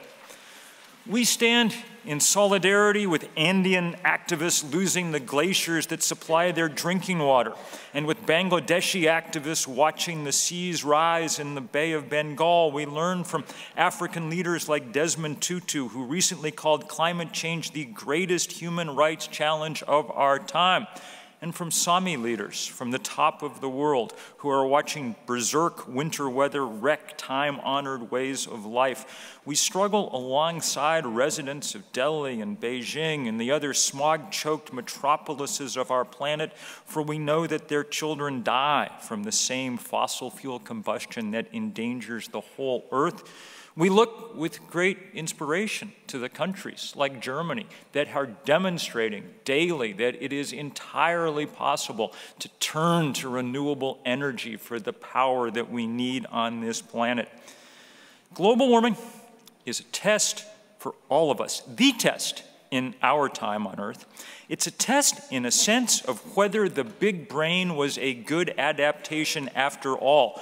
Clearly, that brain can get us in a good deal of trouble, but maybe, just maybe, it is attached to a big enough heart to get us out of some of that trouble. I cannot promise you that we will win this struggle. We have waited a very long time to get started, and the science is quite dark, but I can promise you that in every corner of the world we will fight and fight hard. Thank you so much for helping spread word of that struggle with this great honor.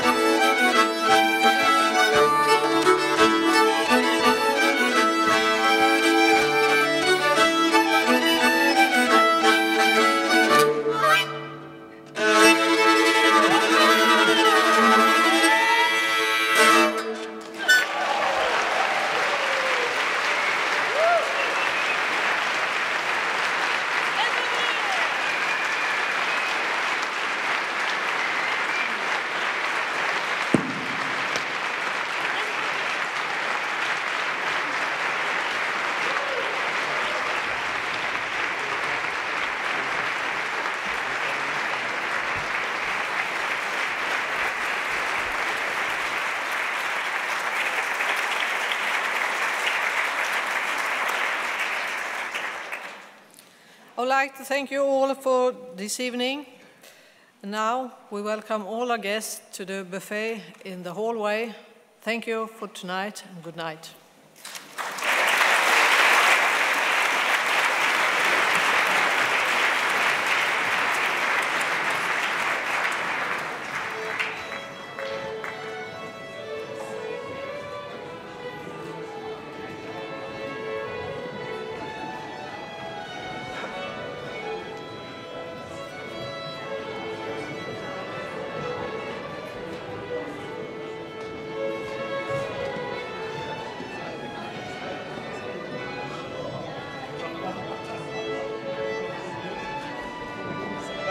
Bye.